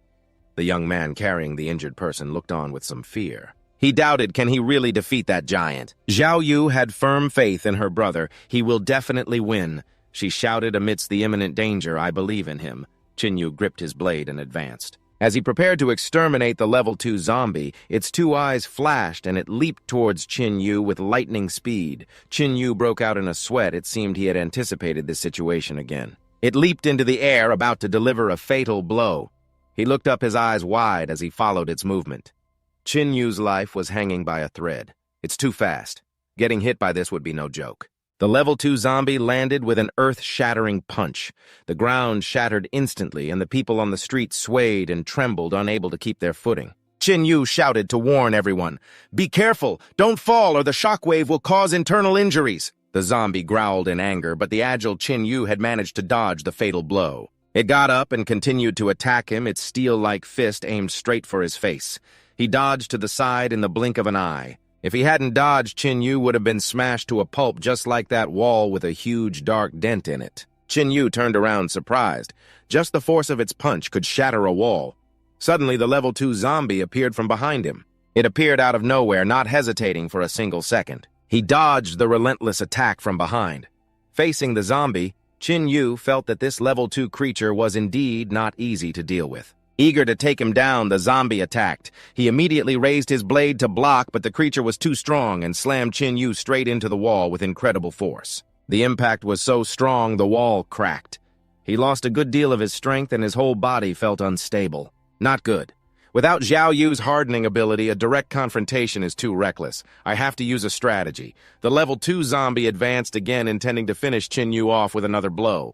It punched the wall repeatedly, causing a series of explosions. Xiao Yu screamed out in extreme worry. A massive explosion of light erupted before her eyes, followed by a trickling rain of blood. The level 2 zombie roared in pain, engulfed in a strange mist. Chin Yu flew out from somewhere, attacking it with his blade, but the zombie caught the tip of the weapon right in front of him. Chin Yu's face grimaced. He was in a dangerous situation with no easy escape. The level 2 zombie shoved the blade aside. Chin Yu couldn't grab it in time and was now disarmed. The zombie seized his face in a tight grip. Blinding him completely, it effortlessly lifted Chin Yu into the air, its mouth stretching into a hideous grin. Old Law, watching from the side, saw the imminent danger. He yelled, "This is dangerous!" It swung its arm and slammed Chin Yu down, shattering the road. Thinking it had killed him, the zombie suddenly turned only for Chin Yu to rush out from an unknown spot to attack. Die! The staff in Chin Yu's hand began to glow. With a blank expression, he thrust it straight into the zombie to burn it to ashes. It burned a huge hole through the creature's body. The zombie screamed hopelessly in pain under the rain of blood. Seeing this, the group of survivors sighed in relief, their hopes realized. He's also an evolved human. The entire body of the level 2 zombie burned brightly in the dark night. Chin Yu turned away, not watching it burn to its end. The people around couldn't help but exclaim in awe. How can he be so strong? Chin Yu looked at the shimmering gem in his hand, not saying a word. The remaining zombies were startled with fear upon seeing Chin Yu. They turned tail and fled for their lives. Old Law watched in surprised confusion as the zombies ran for dear life. The zombies actually ran away. Xiao Yu's eyes sparkled as she looked at him after his victory. "You're so amazing, brother. Even the zombies are afraid of you, can you believe it?" Chin Yu's expression remained neutral as he speculated about the mastermind. The one controlling the zombies from behind is truly intelligent. They even know when to retreat. That's an incredibly difficult thing for zombies to do. Suddenly, someone crawled out towards Chin Yu's group, groaning. "It hurts like hell, that blockhead beat me to a pulp." Xiao Yu stared at the person in utter astonishment, stammering, Aren't you Xiao Feng?" He slowly walked over, completely naked, without a single scrap of cloth on him. "Ouch, ouch, it hurts so much." He clutched his head and looked at everyone blankly. "What's with those looks? It's like you've all seen a ghost." Li Song also found it incomprehensible. I saw with my own eyes that thing crush your head. Xiao Feng himself was confused, feeling that his own revival was impossible. "That's right, I remember my head being crushed too. Could it be that I'm immortal?" Li Song found this even more unbelievable. Even an immortal body couldn't be that immortal. Your head was completely smashed, yet you still remember what happened before. Xiao Feng giggled and confessed, "Perhaps I'm a creature who thinks with his lower body." The two siblings, Chin Yu and Xiao Yu, were truly at a loss for words with this guy. Chin Yu, having just finished the fight, walked over and advised him, "You should still be careful. An immortal body doesn't mean you can't die. If you suffer heavy injuries in a short time, you might not be able to recover." He held out his hand as a light appeared in his palm. Next, it's harvest time. Zombie corpses were scattered all over the street. Chin Yu used his spiritual power to incinerate all of them, and a pale white flame flared up in the dark night. Xiao Yu found this flame a bit strange. She asked, "Brother, why is your flame white?" He calmly replied to his little sister, "This is the white blazing flame spear, something I comprehended after leveling up my ability. The higher my ability, the greater its destructive power. It can incinerate zombies in an instant. In a flash, the surroundings were filled with orbs of light that looked like fireflies." Xiao Yu was delighted, her face breaking into a wide smile. So many evolutionary energy sources, she ran over to where the energy orbs were floating in the air. She chatted with Chin Yu while he was using the white flame. "Brother, now that you have this white blazing flame spear, from now on we won't have to carve them up to get the evolutionary energy. It's so convenient." Xiao Yu picked up the orbs one by one, hugging them. What a great harvest. Old La looked at the pile of energy orbs in her hands. "This is truly a once-in-a-lifetime sight. We risk our lives for every single hard-earned energy source, but for him, it's like picking fruit. He can just pick them up from anywhere. The gap in power is more absurd than anything in the legends."